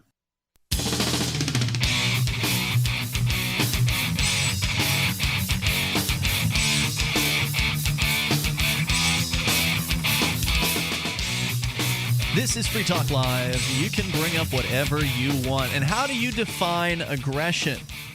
Is calling somebody a name aggression? Can be. And I guess dictionary definition, I suppose. But to me, aggression is when you actually hurt somebody physically, because then you can identify what went wrong. You can make compensation to fix what went wrong. But if you're talking about, as you suggested, Darryl, this question of, well, what if somebody says you're worthless for your whole life? What if your parents and all your grandparents and everybody in your preacher, everybody tells you you're just a worthless piece of trash over and over again, and so you begin to believe it because that's everything you've ever heard. That's definitely emotional aggression. It certainly defines some people's lives. Look, whether you want to call that aggression or not is not the issue here. My question is, does that person deserve some sort of compensation for that? Because in physical aggression, we would both agree that that person who is aggressed against physically deserves to be compensated, to be restituted for their injury and then beyond. So, fix the problem and then give them something for their time and worry and effort. I think we'd both agree on that, right? Yes. So, as far as this emotional aggression is concerned, is it only, if one person says to you, you're worthless, and they say it once, is that worth a certain amount versus if they say it 1,000 times? Is it per time, or is there a certain threshold where you can say it a few times and get away with it? Or like, what would your ideal restitution situation be for people that said mean things to you? No, apology would definitely, be requested. Mm-hmm. But of course, if somebody's, telling you horrible things about yourself, they're not going to apologize. Or if they do, it's not going to be sincere. A sincere apology. So money. How about money? You want money out of them? That's not going to fix it either. It's one of those things to where there's a damage, but there's no real, identifiable way of how to make the person whole from the damage. Okay, so then all we're really disagreeing on is what you consider to be aggression versus what I consider to be aggression then, because you're saying that even though it's offensive to you, and I agree, it's offensive for, say, parents or whoever to tell a small child that they're worthless or worth nothing. I find that really poor parenting. But what you're saying is you can't put your finger on what that would be worth in some sort of a lawsuit situation because it doesn't rise to the same level of seriousness as physical aggression. But it can be damaging for somebody to say those things. Unfortunately, you just have to learn to deal with it and learn that you do have value as a human being. And maybe you won't learn that when you're a young person, but maybe you'll learn it when you're older and you'll finally look back and realize that those people treated you like crap and you are a valuable person and you do bring value and warmth to people's lives, and there are people who do appreciate you, and that's what can make it all go away for you. It just this verbal aggression, as Helen was calling it, or you're suggesting here, nowhere near as serious because it requires the individual who is receiving the statements to react in a certain way. If you just let it roll off your back, then it's no big deal. If you're used to that. Now, I get what you're saying. If people have been treating you like junk from day one and you've never had anybody say something nice to you, then I can see how that would be very, very difficult to deal with. But there are a lot of people in undesirable home situations, and there's really not much we can do about that. There's all kinds of bad parents out there, and we've seen what happens when we try to or at least when the government tries to do something about it. You get Child Protective Services, and you end up putting kids in worse homes than the homes from which they've been plucked. And so it's like, what do you do? I mean, you can only have so much of an effect on young people in this world, and you just have to pick your battles, I think. Let's go to the phones here and share your thoughts. Of course, in the very last segment is when we get a bunch of phone calls. Let's go to Michael in Massachusetts. You're on Free Talk Live. Michael. Hey, fellas, how's it going? Go ahead with your thoughts, sir. All right, I'm calling tonight to talk about our mutual friend, Ademo Freeman, a slave named Adam Miller. Yes, Ademo, who is facing new wiretapping charges here in New Hampshire. Exactly. I don't know if you guys had brought this up earlier in the week. I thought it was kind of important. I just wanted to bring it up, and I really feel like he's being trolled against by, what's the district attorney's name? Michael Valentine. That's right. Mr. Valentine, yes. Someone who was clearly not loved as a child. He's facing these charges. He's bringing these charges against him, which he had already served 90 days for.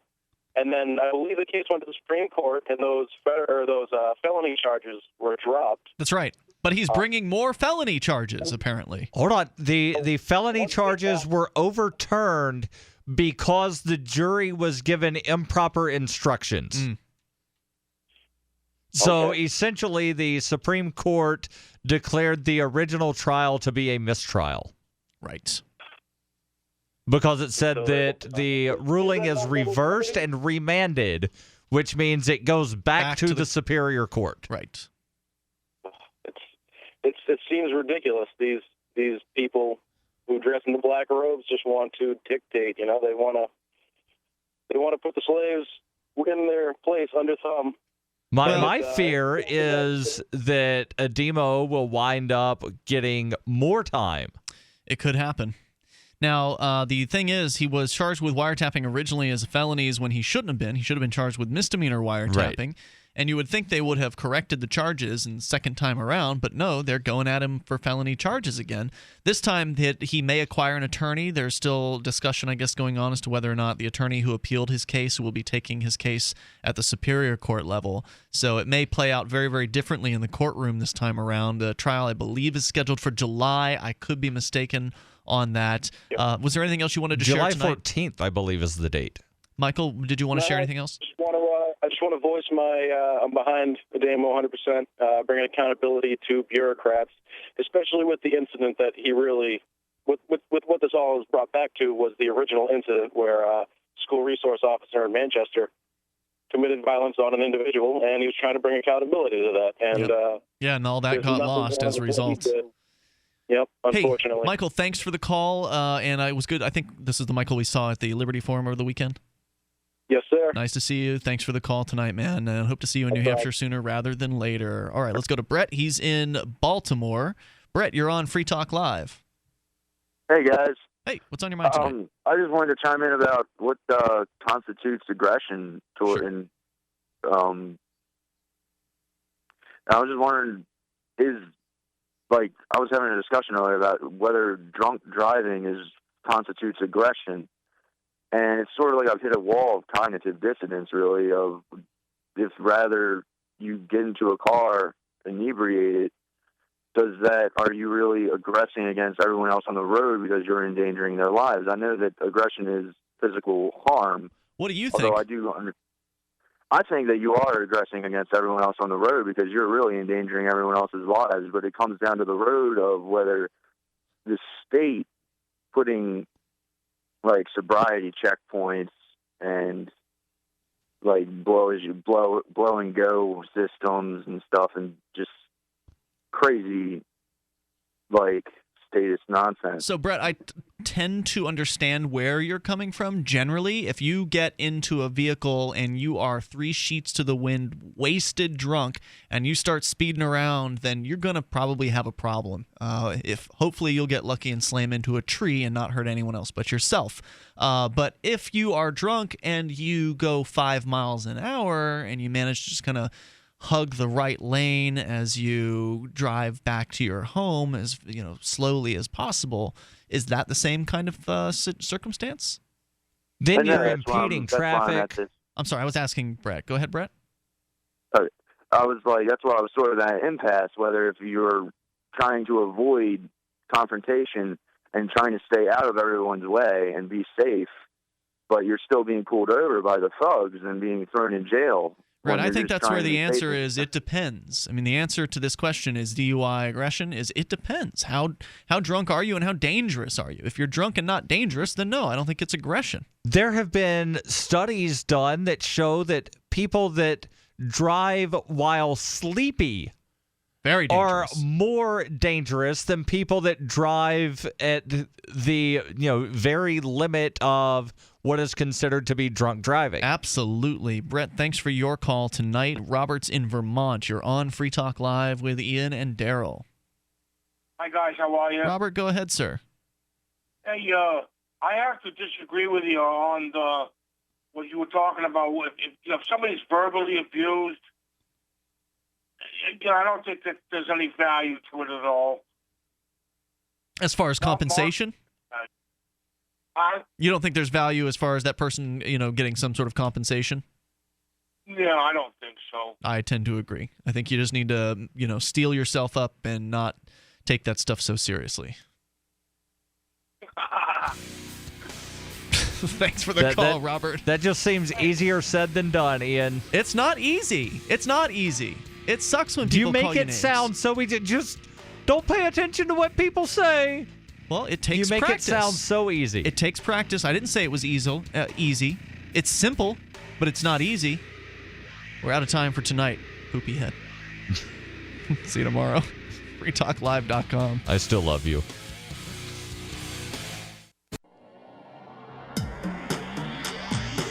Free Press Publications is an independent alternative media and publishing company founded in June 2009 with the mission of ensuring a free press for the freedom movement and is committed to spreading the message of peace, freedom, love, and liberty. FPP also gives new authors an avenue for publishing freedom-oriented material. FPP brings you daily news and commentary at fpp.cc, as well as weekly news in the FPP Freedom Minute and Peace, Love, Liberty Radio at fppradio.com. The monthly newspaper FPP News at news.fpp.cc and books at shop.fpp.cc. Find FPP online at fpp.cc. That's fpp.cc, as in Creative Commons. Are you looking for camping, hunting, survival, or shooting gear? ManVentureOutpost.com carries the name brands you want at the lowest prices. Ammunition, knives, firearm accessories, archery, air guns, scopes, binoculars, laser sights, tactical flashlights, fish finders, and boating equipment. ManVentureOutpost.com is family-owned and has the lowest prices. Go check it for yourself. Get it quick. Get it from ManVentureOutpost.com. Now buy firearms at ManVentureOutpost.com. So you've heard all 3 hours of the latest episode of Free Talk Live, and you're still hungry for liberty-oriented audio content? Did you know that we have another 24/7 audio stream at LRN.FM? The Liberty Radio Network airs the latest episodes of some of the best liberty-oriented podcasts on the internet around the clock. In addition to recorded content, you'll also hear live shows like Free Talk Live, originating from our Keene, New Hampshire studio. So listen anytime at LRN.FM. That's LRN.FM. The Corey Moore Show is coming up next, live after the news, here on the Liberty Radio Network at LRN.FM.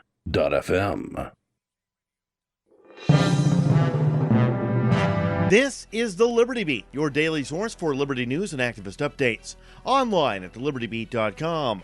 I'm Brian Hagan with your Liberty Beat for Friday, February 28, 2014. Gold opened today at $1,332, silver opened at $21.35, and Bitcoin is trading at $563. Support for the Liberty Beat comes from the 512 Bitcoin Mini Conference and Launch Party, Sunday, March 9th, from 1 until 6 p.m. at Brave New Books. The event features a wallet setup party, a Women in Bitcoin panel, and special guest Cody Wilson of Dean's Distributed and Dark Wallet. That's Sunday, March 9th at Brave New Books in Austin. Support also comes from Sovereign BTC,